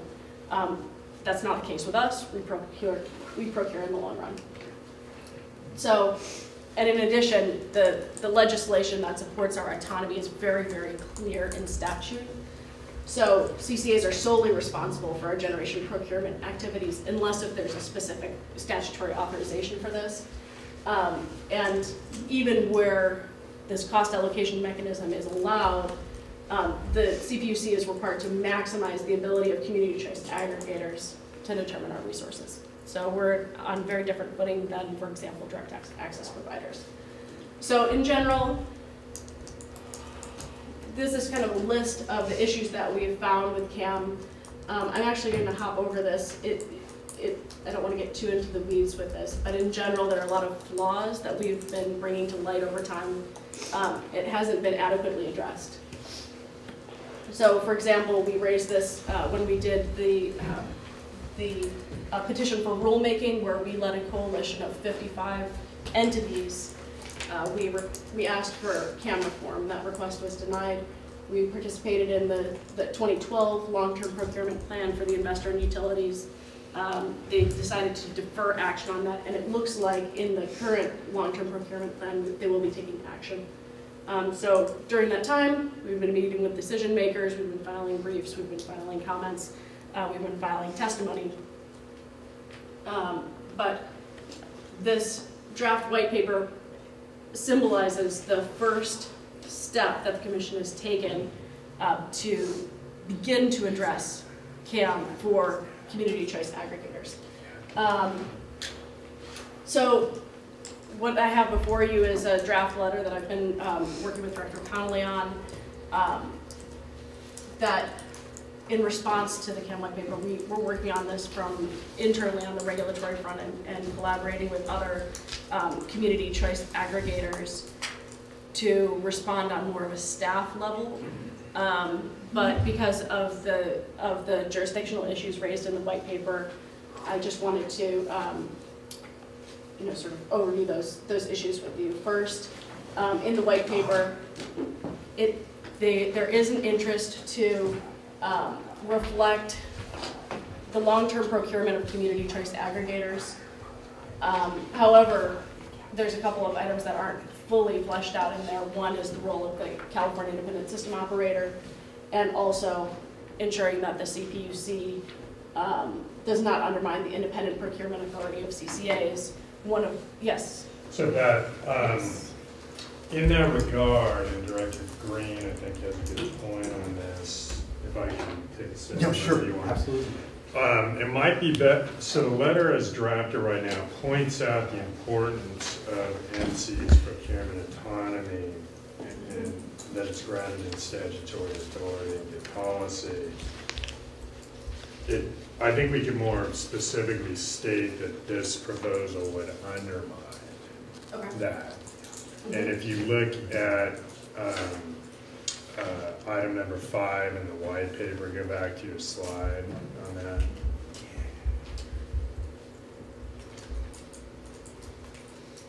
That was it. The next one, that one. See, that kind of encapsulates it.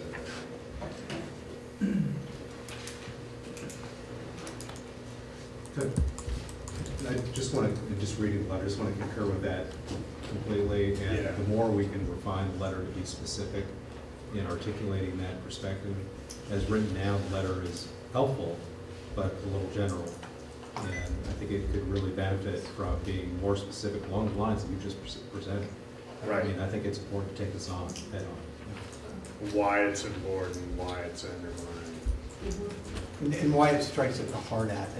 In your last paragraph, there's the language how what's proposed, or how the CAM strikes at the heart of CCAs. And independence, yeah, absolutely. And so to define how and why and early on, so that the thrust and point of the letter is focused and clear from the outset, I think would be included. Okay, great. Then I'll make it more. I have a question. Yes.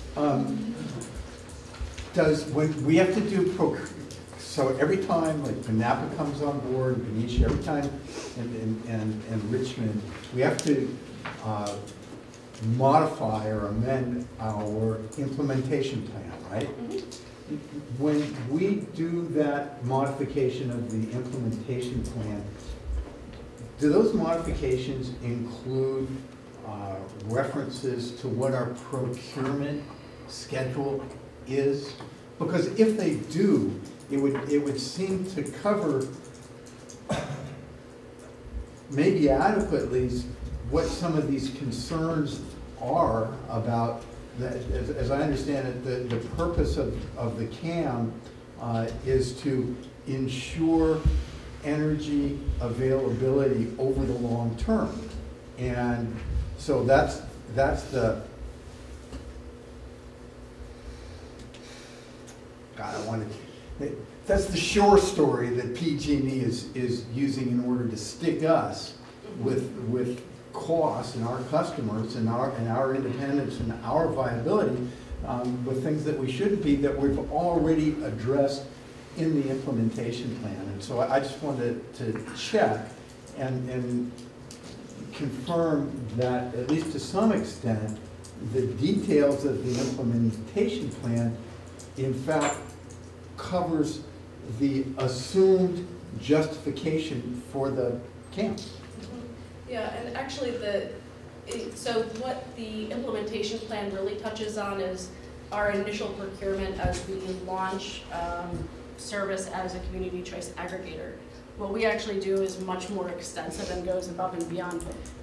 Each year we have our integrated resource plan, which is our long-term procurement planning process here at MCE. And I don't know, John, do you want to touch on? Let me just clarify. It's coming up next year. We'll talk about next month. So the implementation plan, that's submitted to and approved by the CPUC, right? And is our integrated resource, is that also submitted to and approved by the CPUC, No, or is that in-house as to us? That's our procurement autonomy. That is how we determine how we procure, and I think it's just worth remembering that our procurement has been incredibly successful. Right. We have been surpassing the renewables portfolio standard by leaps and bounds, even since we launched.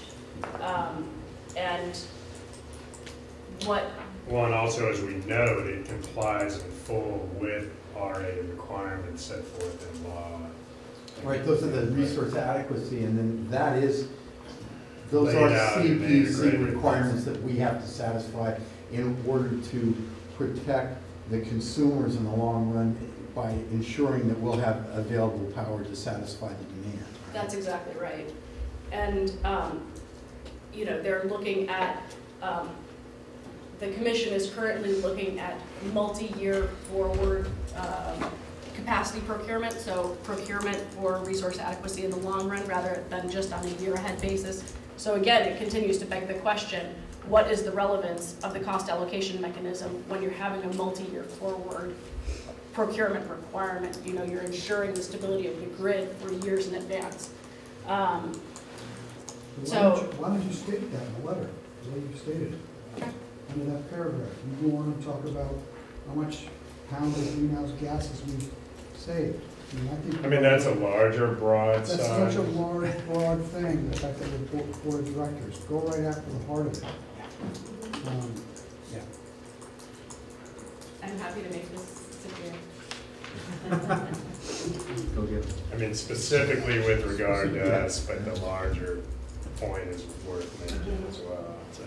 No, it's really important because it seems to me that generically speaking, it's a freebie for the investor-owned utility that costs us, and with the increasing percentage of the CAM being, or cost allocation mechanism being included in PG&E energy procurement, they're just sticking it to us. And that's not fair, and it certainly flies in the face of what the intent of this original CCA legislation is. Okay, so it sounds like what I will be doing is, what I think I would recommend is that I prepare revisions and I loop back to Director Connolly, and to the extent that there are other board members that wish to be looped in, I'm happy to do so. And then we'll get this sent off with appropriate ex parte noticing requirements as soon as possible. Sounds like a plan. Sounds good. Okay. So that is actually an action item. Public comment on this technical subject? I think it's been punched up well. So with those improvements and that procedure, I would move the letter and getting it out as soon as possible. Do I have a second? Roll call. Bailey? Yes. McCaskill? Yes. O'Donnell? Harris. Yes. Lyon. Aye. Green. Yes. Wagoner. Yes. Connolly. Aye. Pappas. Robbins. Aye. Liddy. Yes.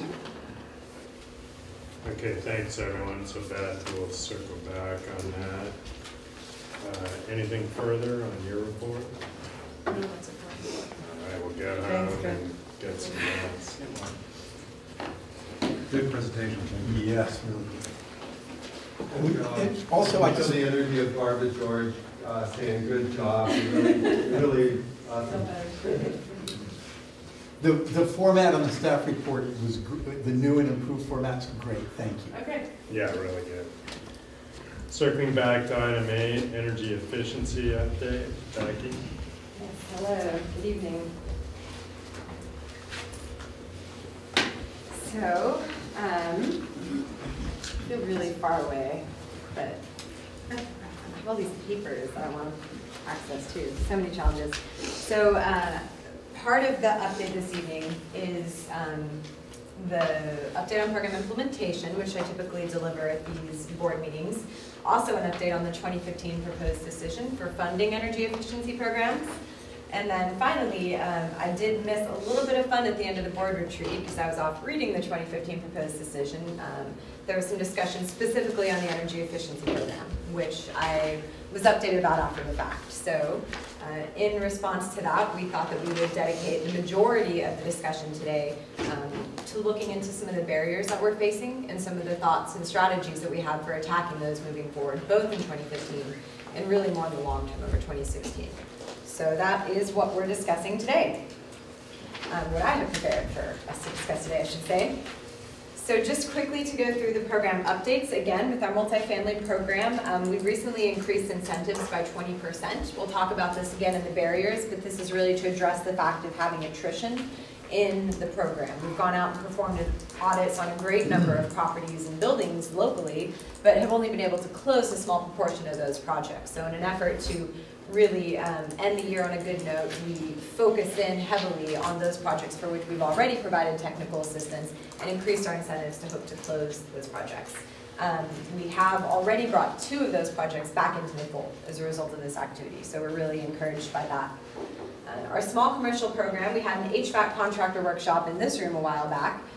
Again, we'll talk a little bit in the barriers section about how we noticed in the small commercial program, our highest quality referrals were coming from the contractors themselves. The folks who are already out in the field interacting with the customers when something breaks down. If they're aware of the rebates and incentives, they're able to really use that not only to help them close the project, but also to bring us more business as well. So we've been working on finding more ways to build those relationships. The contract had, unfortunately, very small attendance. There were 2 folks that showed up that deal in HVAC. But it was also a really good opportunity to sit down with those 2 contractors and really talk to them candidly about the program. Find out from their perspective what could be working better for them, and also get some really good insight about ways that we can possibly capture, for example, the emergency replacement opportunities. In the residential sector, I know that about 80% of furnace replacements are an emergency situation. Something breaks, you need it fixed immediately. That's not generally a good fit for our program, where we go out in advance, we do an audit, we recommend a scope of work, we get you in touch with the contractor. I mean, if your furnace is broken or your air conditioner is broken, you want it fixed right away, especially if your business is hoping to provide a comfortable environment for your customers. So as a result of that, we're really digging in over the next few weeks and trying to figure out ways that we can modify some of our program requirements so that we can take advantage of those emergency replacements and really capture some of that market, which we hope will provide a lot of HVAC opportunity. Yes? Do the HVAC contractors, what are their economic incentives to under those kinds of circumstances, particularly in a circumstance where we've got to go take care of an emergency repair?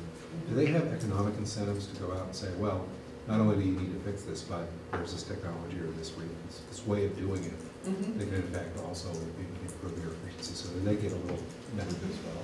Right. I think the more savvy of the contractors out there understand that messaging, because with the rebates and incentives, that helps offset the incremental cost between replacing a unit that's at standard efficiency and replacing a unit that's at higher efficiency.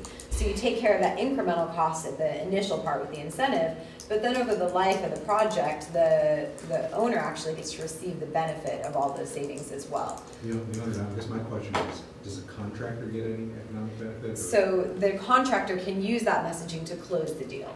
And when they get the higher incentive, it actually upsells, which means more money in their pocket. And often too, they get a better relationship with the person that they're working with. It turns out that many of these initial contractor relationships turn out to be ongoing things, because if they have a good experience, whenever a maintenance issue arises, they usually call the person who installed it in the first place, especially if they had a good experience.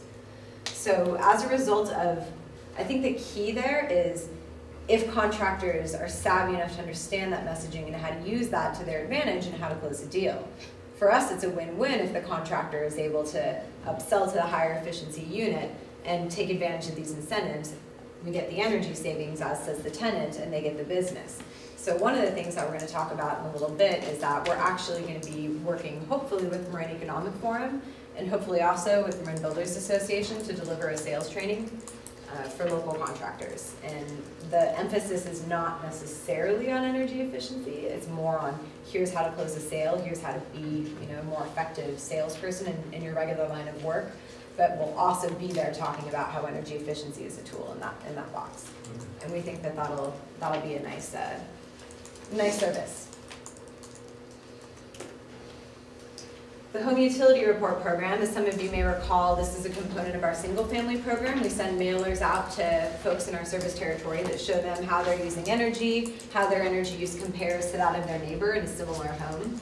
And the objective is really to show folks who are using more energy that they're out of sync with the neighborhood, they're not keeping up with the Joneses, and that there are things that they could be doing to stop leaving money on the table. As you may recall from the board retreat, we noticed that as a result of a number of factors I can go into, and we probably will go into later, we ended up sending some of these reports to folks who were the lower energy use group. And when the lower energy users got these reports that said, oh, you're using less energy than your neighbor, they responded by using more energy. What's important to note is that overall, the program is still actually producing savings in spite of these rebound folks, but it could be doing a lot better, and we could be avoiding causing people to use more energy, or at least encouraging that by changing that messaging. So in the short term, what we've done immediately, as of this month, is we've dropped those lower energy users from the treatment group, so we're no longer sending mailers out to them. We're looking also at ways that we can possibly change the messaging, and maybe moving forward, reach back out on a pilot basis and see if by saying, gosh, you're doing great, but here's how you can do even more. We can possibly bring them back in and maybe even drive some of these obviously motivated consumers to do deeper actions. So that's something we'll be looking into moving into 2015. In spite of that low energy users group, this is still our highest performing program, the home utility reports. The gross savings, so whenever you report savings to the CPUC, they adjust your savings by a number of factors. Some of it is hedging, some of it is based on evaluations. But the gross numbers, we're getting about 50,000 kilowatt hours a month just from the first treatment group. So that's not even all three of the treatment groups. And we can talk in the accomplishments a little bit about that as well. So the PACE program, I've been in the habit of providing updates on the PACE program. Again, PACE stands for Property Assessed Clean Energy Financing. This is a form of financing for residential and commercial property owners where you can basically place a first assessment lien on your property, secure that financing with your property, and therefore get access to relatively low interest financing for solar, renewable energy, and energy efficiency improvements, also water improvements. The thing about PACE that makes it so attractive to many homeowners is the fact that it's tied to the property, not the borrower, and therefore when the property changes hands, in theory, the assessment goes along with it. Because it's also tied to real property, banks are comfortable structuring financing terms that go out over a pretty long time frame, 20 to 25 years. And when you do that, spread a loan out over 20 to 25 years, it really decreases the monthly amount that you have to pay back, creating a higher chance that your monthly energy savings will be somewhat tied to your monthly financing charges. What's the difference between the rates charged in the PACE program and general mortgage rates? Well, mortgage rates are about the lowest you can get. Those I think are floating at about 4.5 right now, whereas the PACE program is 6.95 for residential, up to 8.75 for residential, depending on the term of the loan. So what would be the incentive for someone not just to go ahead and use their equity line? If someone is in a position to use their equity line, I would fully recommend that. Well, I mean, I think let me step back from that, not being a financial advisor of any sort. There's a number of tools in the toolbox that you can use for financing upgrades, and I would say that this is an additional one. If folks have equity, home equity line of credit is probably the lowest interest rate that they're going to get. If they want to reserve that equity for a major kitchen overhaul or something along those lines, then this provides an alternate form of payment, which is treated. It also has some interesting tax benefits as well, because it is paid on your property tax bill. There may be the possibility to deduct some of the interest payments at the end of the year as well, reducing your tax liability. So there are different advantages and disadvantages to many forms of financing that are out there. The news about the PACE program, California First is a program that we have worked to help make folks aware of locally in this area. It initially was launched in unincorporated areas of Marin and a handful of other jurisdictions. Larkspur and Novato were early adopters, and that allowed for commercial financing. Recently, the folks at California First decided to move forward with the residential aspect of their program.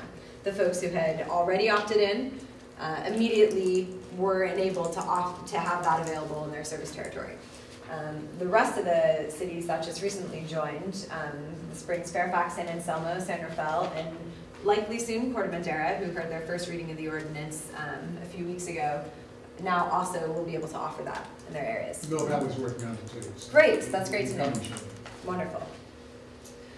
There's a couple, so just one quick clarification about why I'm up here talking about this again. This program is independently run through California First. It's a program of CSCBA, California Communities. It's a statewide JPA of counties and cities. And it's implemented by Renewable Funding, who's their administrator. We are working as a liaison locally to the program. We're helping to let cities know about the opportunity to communicate between the program, different cities and jurisdictions. And we also field information and questions about this program as part of our energy efficiency work as well. So just a little bit about why I'm up here as well. The residential program, there's a couple things that the folks at Renewable Funding had hoped that I could pass along tonight. One is about a $500 rebate that's available on a limited basis to residential participants. So if you do choose to finance your solar or energy efficiency improvements through the California First program, they'll kick $500 to you. So that's a nice one-time benefit that's available for a handful of folks. Another thing that they wanted me to talk about is a new program that they're offering called the SunShares program. This program is a group purchasing program that they're making available to the employees and retirees of participating cities and counties.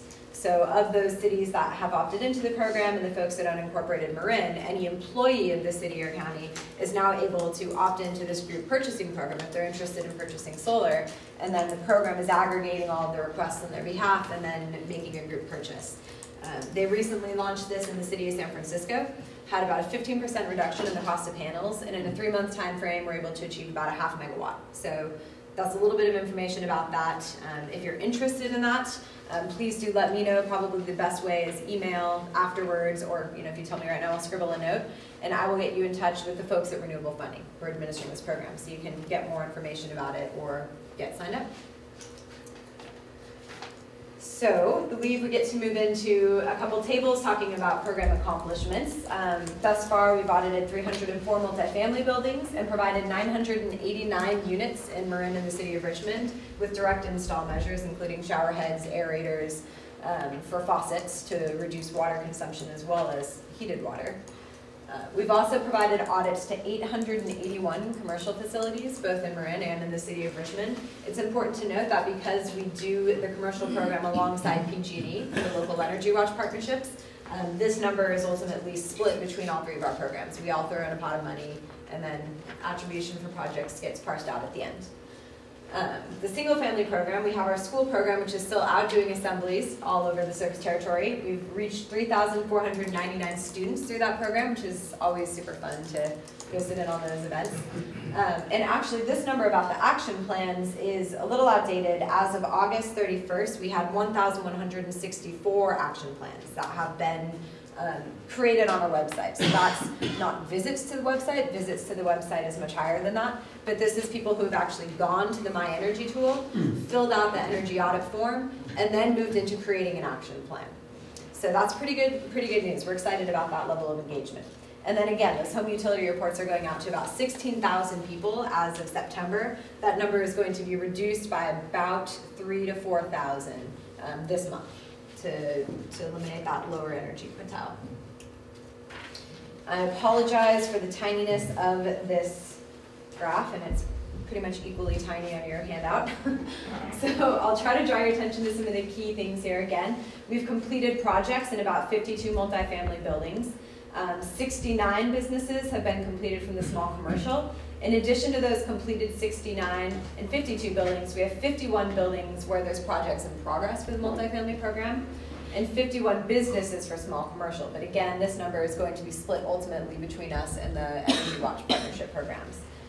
Single family, I really just want to emphasize again that even in spite of that rebound effect we've seen, we're seeing about 460,000 kilowatt hours in that program altogether. Collectively, this number about just short of a megawatt of energy savings that we've achieved since 2013 in our program, that's equivalent to about an annual usage for 200 homes in our area. So, not too shabby. Moving into the proposed decision. So again, just a little bit of context, our energy efficiency programs are funded from 2013 through 2014. The CPUC has signaled that they're attempting to move to a longer funding term authorization. So instead of 2 to 3 year cycles, they've explored the possibility to do up to 10-year funding authorizations and then deal with program changes on a rolling basis instead of doing a major application at one point in time and then you're kind of locked in for the period of funding. The 2015 decision was intended to be a bridge period while they figured out the structure of that longer term portfolio. So the idea was we'll just give you funding for 1 more year while we get our act together here on the regulatory side and then deal with these bigger issues in 2016. So that decision came out, finally. It was supposed to be a quick one. They initially anticipated having the decision in June, and here we are with the proposed decision in September. The target is to have this on the 10/16 business meeting. Comments are actually due on Monday. And this there's a few things in here that are really key for us to point out. Some of you may recall that there was some uncertainty about whether or not we would have the opportunity to continue implementing programs that have natural gas savings measures. The way that CPUC dealt with that is just directed PG&E to contract with us and pass through whatever funding was necessary to achieve the gas measure portion of our portfolio. So that's a relatively elegant fix. We're pretty pleased with that. I'm hoping, we have some trepidation about contracting with PG&E. That doesn't always go as smoothly as Energy Division seems to think it will, but we're optimistic that with some pretty strong language in the decision about when the contract has to be in place and that kind of a thing, that there's enough safeguards there for that to work out. We also received most of our asks. For the most part, we'd asked for a flat extension of program funding based on 2013-2014 levels. In some places, we asked for a little more. In some places, we asked for a little less. Of course, they approved our little less, but they didn't approve our little more. So it's small enough that we're not probably not going to be too onerous about it, because for the most part, they were pretty much gave us everything that we asked for. One of the most significant things about this decision, however, is that it actually authorizes funding for all program administrators through 2025. So rather than deal with that 10-year funding authorization in the next phase, they just went ahead and did it, or at least proposed to do it.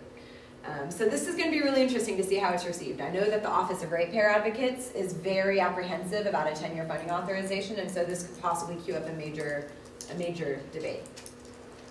Why are they hesitant about that? What was that? Why are they hesitant about that? ORA. They're concerned for ratepayer protection. If you have a 10-year funding authorization, does that give enough of a check for the CPUC to weigh in, make sure those funds are being handled responsibly, and deal with it from that perspective? That would be why, my perception of why they have an issue with that. It just makes them nervous that long of a time frame.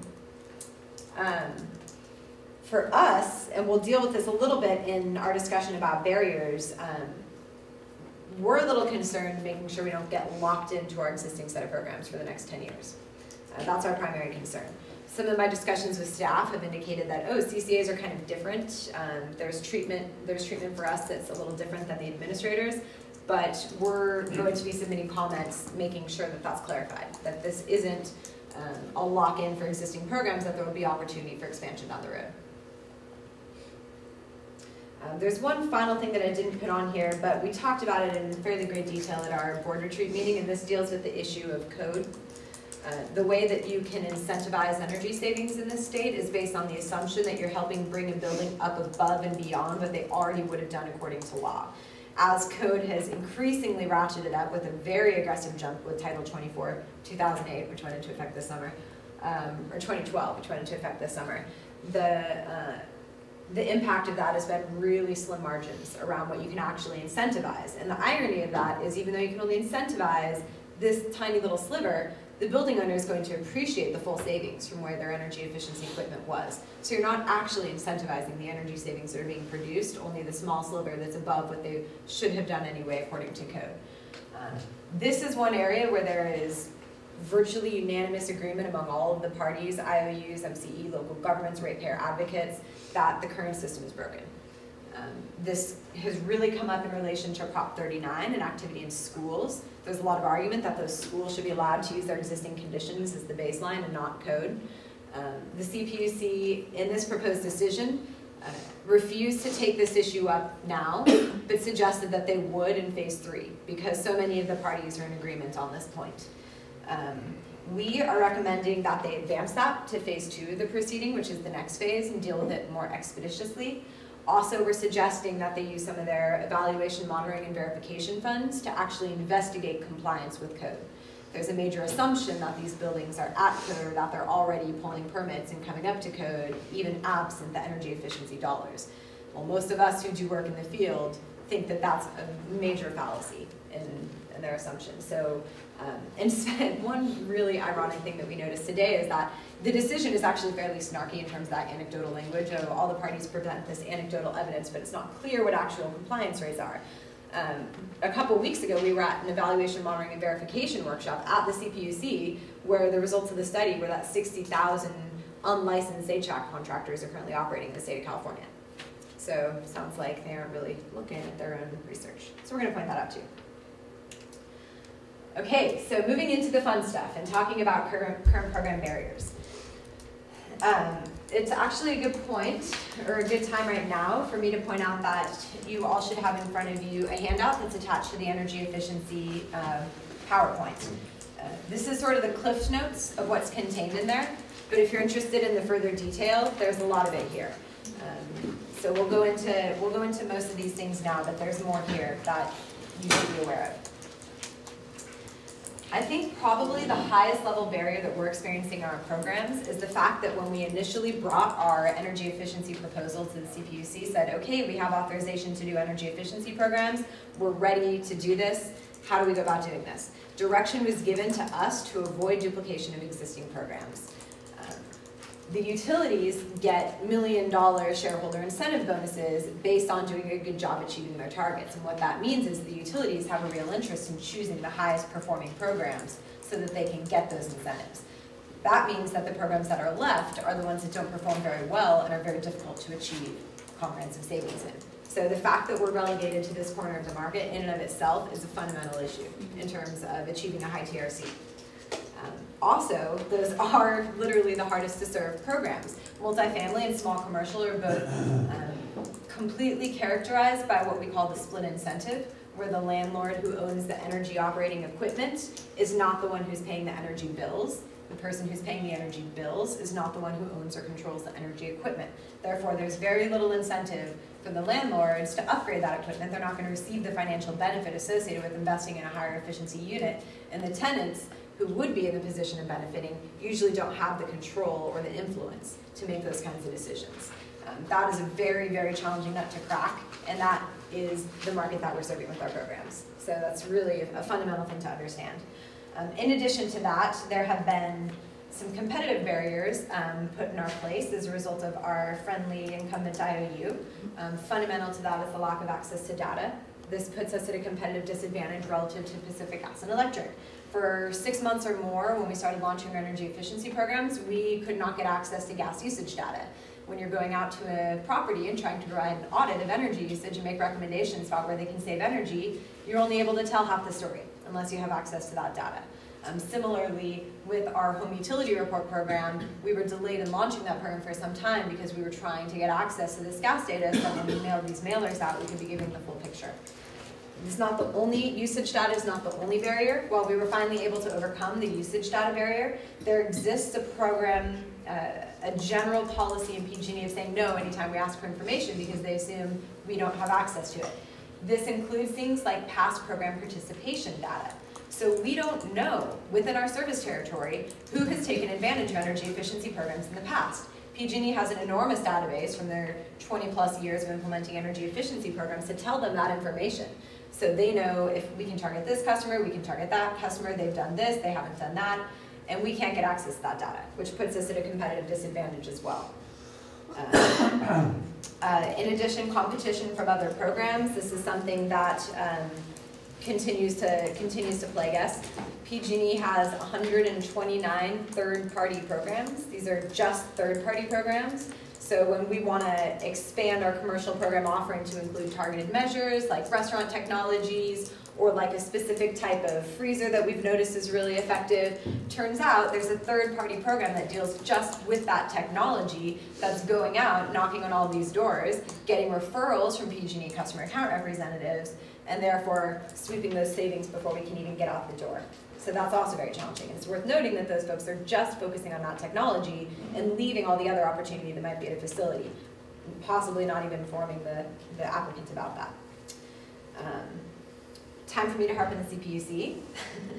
Uncertain and shifting regulatory framework. It actually turns out that quite a few times we are in league with the IOUs and complaining to the CPUC about the framework that we're all supposed to operate in. A classic example, some questions that I have asked. I started working here about 2 years ago, last month. There were questions I asked almost immediately upon arriving that we still don't have full clarity on.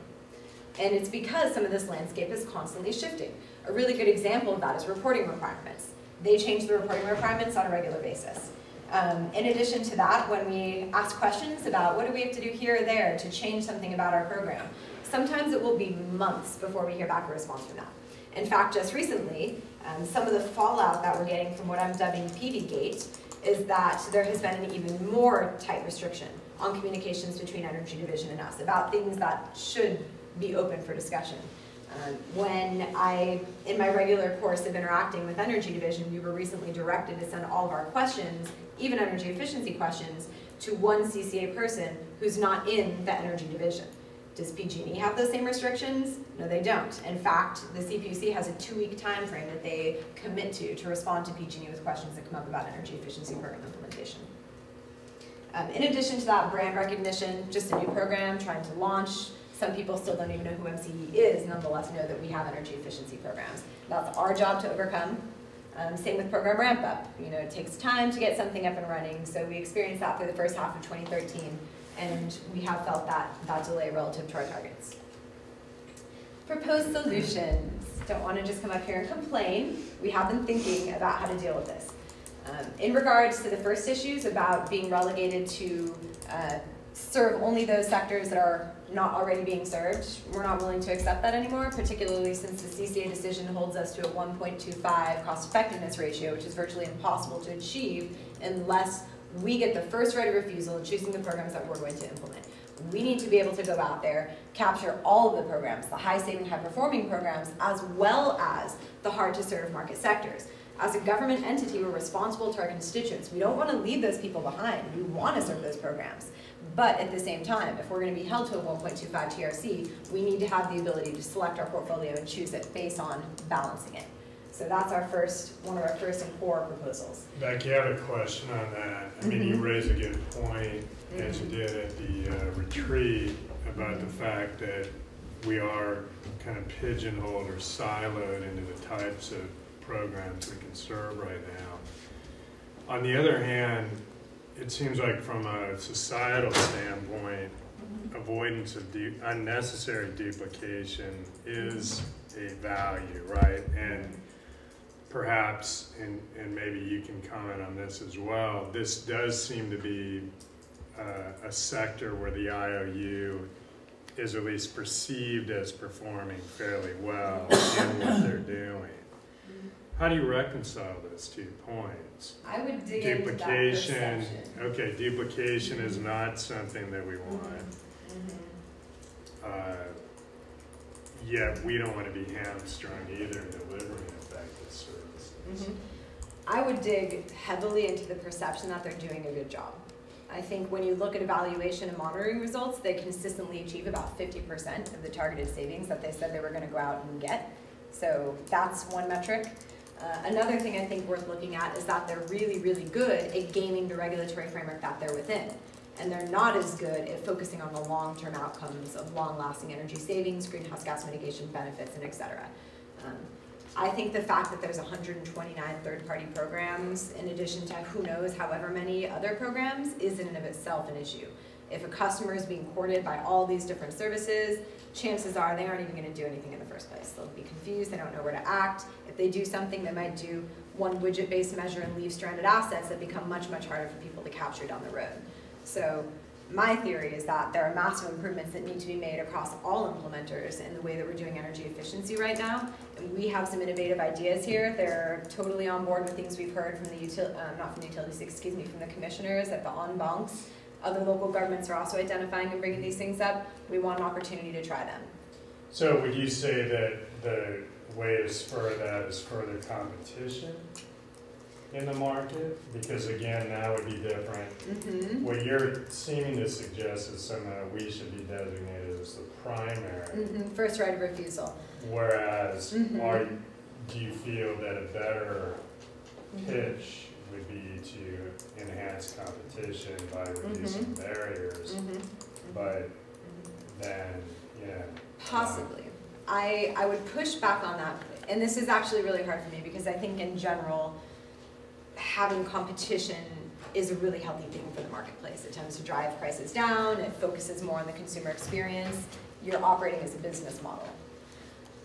I think right now, there is so much embedded benefit associated with PG&E just being there and delivering programs that it would be impossible for us to be competing on equal footing with them for at least a few years until we get up and going, we get ourselves recognized as a brand. Having the competition of them there is stifling our ability to actually serve our customers.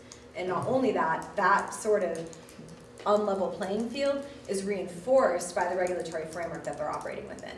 So I would prefer to have first right of refusal, at least initially, and then possibly there could be a revisiting to opening competition down the road, because I do think that ultimately the objective is that we want customers to adopt energy efficiency, and if PG&E truly is doing a better job than we are, and we can't prove in the first handful of years of operating that we are doing a better job, then competition should force us both, to be honest. And I might add on to that, I think that Becky's making a great point that if there was a level playing field, then competition would, of course, be a good option. But there clearly isn't a level playing field, and it's creating a lot of difficulty in their, us being able to get our option out to customers. I think one other piece that's worth pointing out is that there's a lot of confusion when it comes to different energy incentives that are out there, and it's helpful to customers to have someone that they can go to get all of their questions answered. And when there's confusion, it tends to lead to inaction. And I think that the current environment is kind of fueling the fire with that type of confusion, unfortunately. Well, I mean, it's certainly, an ask we can make, but I think at a minimum, those barriers need to be reduced, right? Absolutely. Whether we're going to, convince a PUC to give us primary, positioning, that remains to be seen. But at a minimum, no barriers, right? Yeah. To get that balanced portfolio. And so, I don't know I mean, I don't know everything there is to know about energy efficiency for sure. There's many people out there who know a lot more than me. I don't know how we can achieve a 1.25 TRC if we're forced to work around the edges of what PG&E is currently offering. Fundamentally, the box that they've put us in, we need to have the ability to build our portfolio based on the opportunities available in our service territory. Well, I think it's Does that important mean- as you are starting to do this, and I made the case that we can enhance performance out there by giving an opportunity. One other data point that's worth putting out there is that another CCA program in Massachusetts that's been up and running since the late 90s has taken over the energy efficiency function from their incumbent utility because they ran into a lot of these same challenges. And it's working very well there now, and they found that to be the only way to really make energy efficiency offerings be provided in a comprehensive way without the kind of gaming that can happen when there's competition among different parties. So that, I think that's a good case study that could be the reference point. Is there anything out of the box we could do besides sort of either replicating what PG&E does or being, as Stephen mentioned, siloed into certain particular programs? Is there any out of the box energy efficiency programs that are out there that no one else is doing, that are maybe cutting edge or different than just your sort of standard ones? Yeah, so I apologize that I didn't redistribute it at this meeting, but at the board retreat, I handed out a paper that shows our program concept for multifamily. And it's actually funny that just being really simple and straightforward and you're thinking about program delivery represents an out-of-the-box innovative concept at this point. There's been such a plethora of specialized program services developed for this technology or that like I said, there's a massive array of programs available for each market sector, which results in confusion.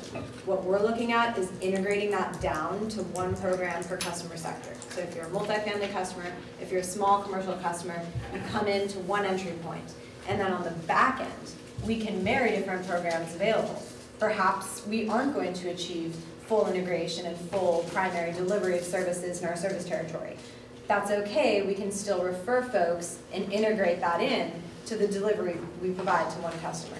I mean, for example, like now you see that in smartphones there are apps, okay, that are meant to make your house more energy efficient. How you can control and I'm just throwing out some ideas. Absolutely. Right? That should have, you know, the whole sort of move to the electrification of vehicles, with Tesla becoming more and more popular. I would just like to see the whole energy efficiency try to find something, or a few things that are really kind of out on the cutting edge and not being the ones that go out and wrap the water heaters. I'm sorry, I think that's a bad analogy, but I think so cost effective. Yeah, so I don't want to give the impression that we're not also going after those cutting edge emerging technology opportunities as well. In our single family program in particular, what we're looking at doing is integrating the Energy Upgrade California rebate program with in-home energy applications.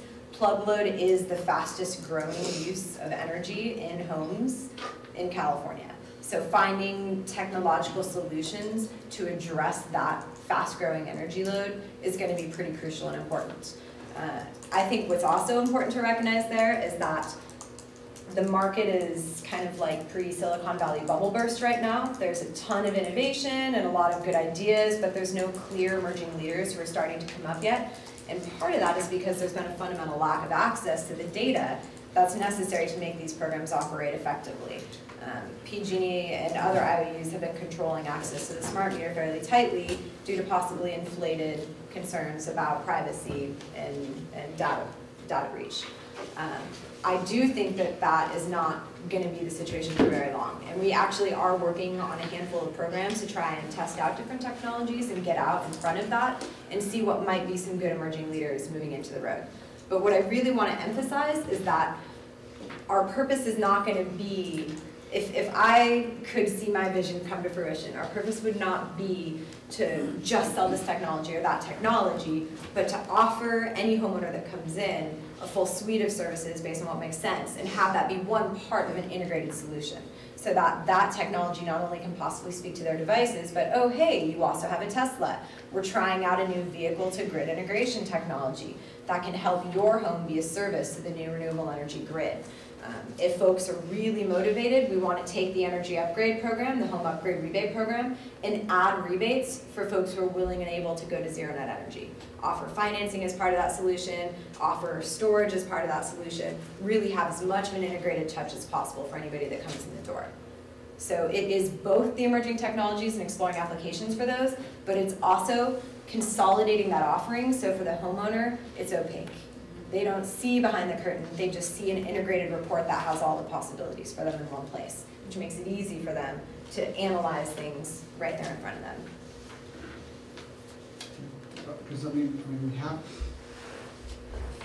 a wide customer base now and a growing customer base, and we could partner up with one of these emerging technologies to offer our customer base in exchange for their technology to try to just some ideas. So even the Home Utility Report program is that.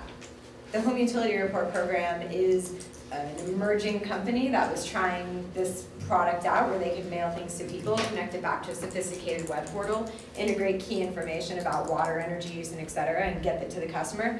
Behavioral programs in general are a really emerging field.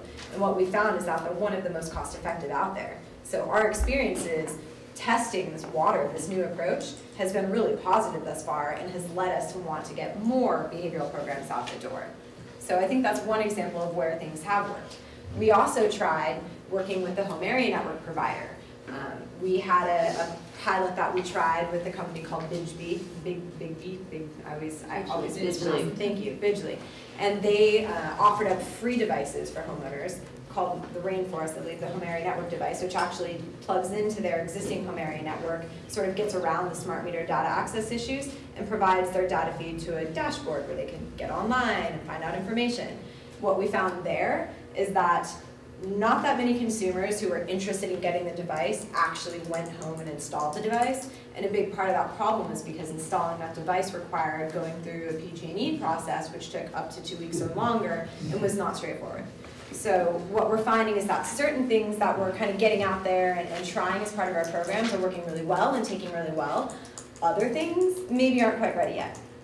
Doesn't mean we're giving up on home area network devices, no. It means that we have learned some lessons and we're moving that along. Also, might I point out something that is an advantage of a CCA, because utilities aren't always willing to take risks. When they fail, the regulatory framework can come down kind of hard on them. Is it their fault? I don't know. But they do tend to be a little more risk averse in these settings. So. Okay. I have a few other slides that go through program-specific barriers.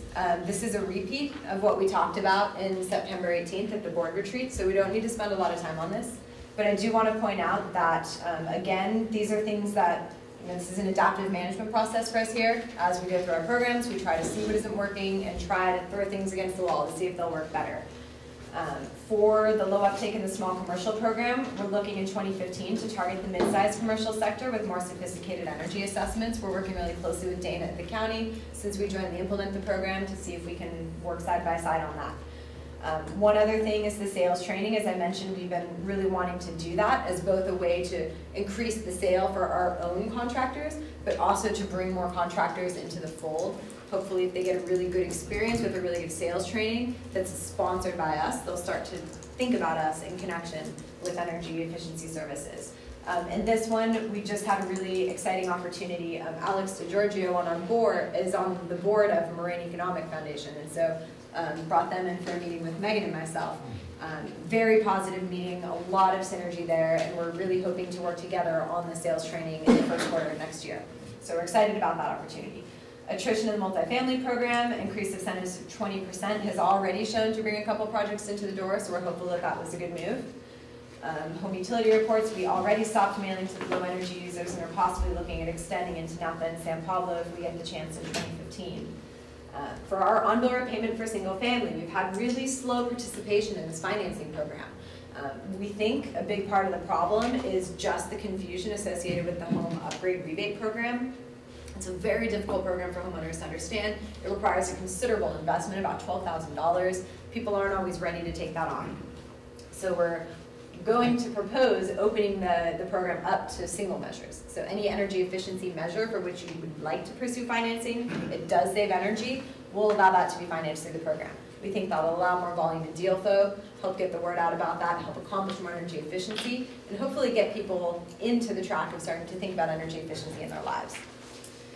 And then the standard offer program. We were looking at reallocating this funding to implement a pilot program that would be a water energy nexus program. We're working with Energy Division to see if that's possible. We also have found a Department of Water Resources grant that we're really interested in going after. And we think that this could be an opportunity to have the majority of the grant focus on providing services, particularly in low-income areas, but then a portion of the grant be set aside to continual vetting and possible implementation of a standard offer program that's water and energy associated. So what that means is that we would pay participants every time they save water and energy for a specified period of time. So over the next 5 years, every kilowatt you save, we're going to give you this, every kilowatt hour this, every gallon of water this. Mm-hmm. Just on the water issue, seems to me there's a real potential for energy efficiency and savings in the nexus between what we do and what the water district does. And I get part of it's a question and part of it's a recommendation. To what extent have we really engaged the water district to explore with them opportunities to do collective work to improve energy and water efficiency on a combined basis? Yeah. And then the recommendation is to encourage that to the extent that we can explore opportunities for it. Yeah. So we, one of the first things that we did when we started launching our programs back in November 2012 was reach out to all the water districts in our area to see how we could work together. We had a mixed reception. North Marin was not quite as receptive at that point in time. East Bay Mud, we just got a complete wall, which was very, very weird for us. But Marin Municipal Water District has been a phenomenal partner for us. We continue to work very closely with Dan Carney and all his staff over there in the Conservation Department. They actually provide our shower heads and aerators free of charge to our program because they get funding for those. So we actually are able to install those for them. They don't have to pay any marketing and outreach dollars. We get them out into the field. They have also worked with us on our home utility reports, so that when we mail those reports out, they don't just have information about energy, but they can include water as well. So, and they're the agency that we're talking with specifically about implementing a joint pilot on this water stuff. We had an initial meeting in September about this, and they were very on board to try and take their existing rebates, package them and market them with rebates that we would have, and then we could go out into the market and handle some of the marketing for them. The standard offer program, what I've heard is that there is some apprehension on their board about what the exposure would be to their budgets, because when you pay per unit of energy and water saved, does there need to be a cap on that? What's the appropriate cap on that? How do we know that we're setting the baseline at the right level and rewarding people truly for things they're doing above and beyond that? And so that's part of why we're looking at using some of this possible grant funding to do some of that investigative work so that we can bring back data to get their board more comfortable with the concept. Yeah, and I think those are all great initiatives, and I really encourage that because I know for a fact that there are great opportunities. I also was just kind of thinking of the water districts as customers, consumers of energy with their pumping costs. They have got to consume a tremendous amount. Oh, right, the water districts themselves. Yeah, that was part of what I was getting at. And yes. Transportation of water in the state of California is one of the biggest consumers of energy there is by far. And treatment. And through treatment, but water-related things by water agencies. So to the extent that we can engage those agencies and work with them to improve their own capacities to achieve energy efficiency, I think there's really potentially a lot of bang for the buck. Absolutely. So, excuse me for misunderstanding the question. No, you didn't. It was both. So there are some interesting jurisdictional things that we work with here in the county. And one of those is that the Energy Watch Partnership Program that's run through the County of Marin historically has served the municipal buildings, and that's under their current contract to continue doing that. They have done a great job with the water agencies in general. From our conversations with Dan Carney at least, a lot of their pumps are already switched over to variable frequency drives, and they have policies upon failure to replace all their pumps with that newer technology. So they're pretty on board, and they usually those types of implementation measures can be real no-brainers, because you're running those pumps for so long that you're saving tremendous amounts of money when you make those kinds of installations. Does that mean that there can't be more? No. And we are really hoping that we can work much more closely with the county, hopefully bring them in under our fold in 2016 and beyond. They aren't necessarily on board with that yet. It's just my wooing of them on an ongoing basis. And that would be something that we can hopefully capture those savings in our programs as well. Good. Thank you. All right, don't forget to take a look at your existing obstacles, and if you have any questions, please let me know. Happy to answer any of these. But other than that, Thank you, Becky.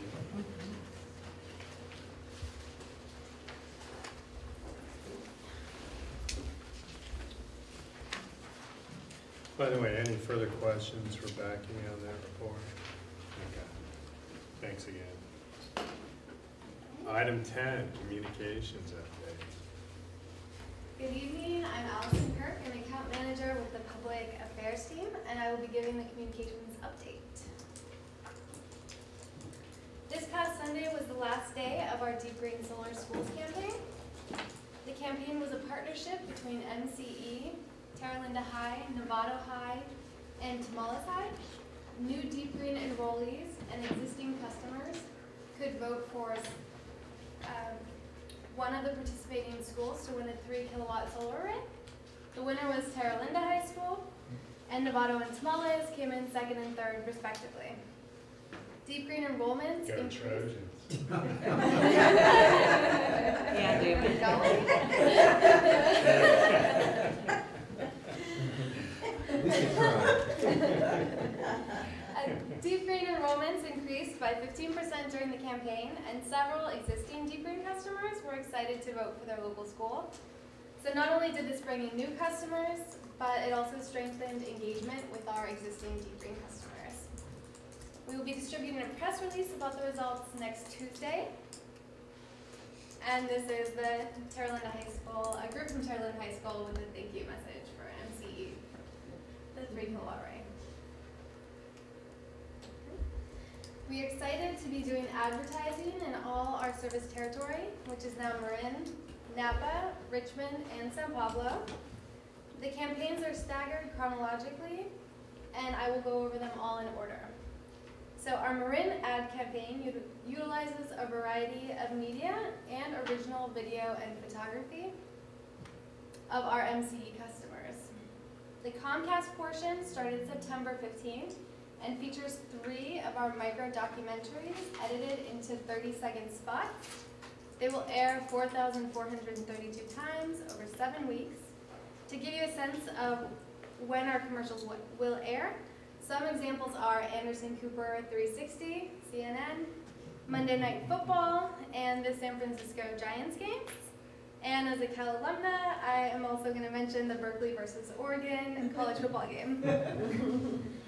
The Marin IJ and the Pacific Sun will both run print ads that we are creating, again, with original photography. And there will be geographically targeted online ads and 10 bus backs for whistle-stop buses. Napa enrollment is scheduled for February, so we are gearing up for our Napa outreach. You all have copies of the draft outreach plan, which already includes some county and community group input. The next step is to further vet the plan and a draft opt-out notice in meetings with the Napa County Supervisors on October 13th. As we did in Richmond, we are forming a community leader advisory group for outreach in Napa. We will invite representatives from target outreach sectors and individuals who are opposed to MCE to get all perspectives. These target sectors include 2 that stand out by number of count and electricity usage, so the agricultural industry and hospitality and tourism. MCE also targets people for whom English is a second language and seniors to make sure they understand the change in their electricity options. And for more general outreach, we've composed lists of congregations, HOAs, and community events that we will vet with the supervisors and the community leader advisory group. Our outreach in Napa will also include advertising, 2 billboards, geographically targeted online ads, ads in the Napa Valley Registrar, and the Lake Berryessa online newsletter. They will also feature original photography of customers like in our Marin ad campaign. Enrollment notices are also part of our Napa outreach. Notices begin in November and enrollment is in February. You will also notice that there are 3 notices before enrollment, 2 letters and 1 trifold brochure, and 2 after, both trifold brochures. The notices before enrollment are staggered to avoid overloading our call center, resulting in lower wait times and better overall customer service. And the notices after enrollment are staggered because the law requires customers to get their first notice in the first 30 days of service and their second notice in the next 30 days of service. So staggering the notices ensures that customers get their notices at the right time.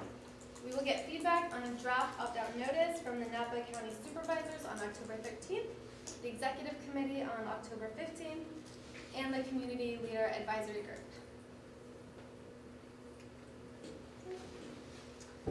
Our Richmond and San Pablo ad campaigns begin after our Marin and Napa campaigns. It's important to keep in mind that because San Pablo is completely surrounded by Richmond, all advertising in the 2 areas will reach people in both areas. So in Richmond, there will be 3 billboards, geographically targeted online ads, and 12 bus bags.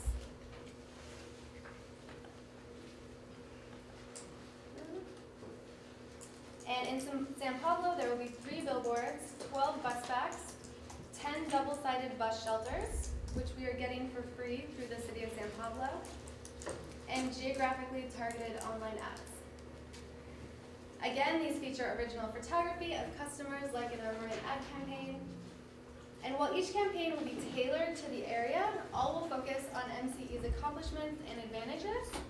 For example, the power to use cleaner energy, the power to buy energy locally, the power to choose a nonprofit as an energy provider, and the power to put our energy dollars back into our local economies. Jamie will bring draft ads to the next board meeting, and you can look forward to the theme if you didn't notice already. We have the power. Any questions? Yes. I just wanted to say that besides all that, I've seen quite a few commercials on TV of Marin Clean Energy, which I think is absolutely fantastic. And it generally appears in the same program as a PG&E ad. Oh, really? So yeah, so it's been pretty interesting to watch. It's like all of a sudden there's one, and then just right next to it is MCE. Yeah. So very effective and very well done. That's great. They began September 15th. Did they? Okay, yes, good. They are up there. I wondered why all of a sudden I was seeing them so much. So it's pretty cool. Any other questions? Further discussion on the communications update? Thank you, good report. Okay, item 11, board member and staff matters.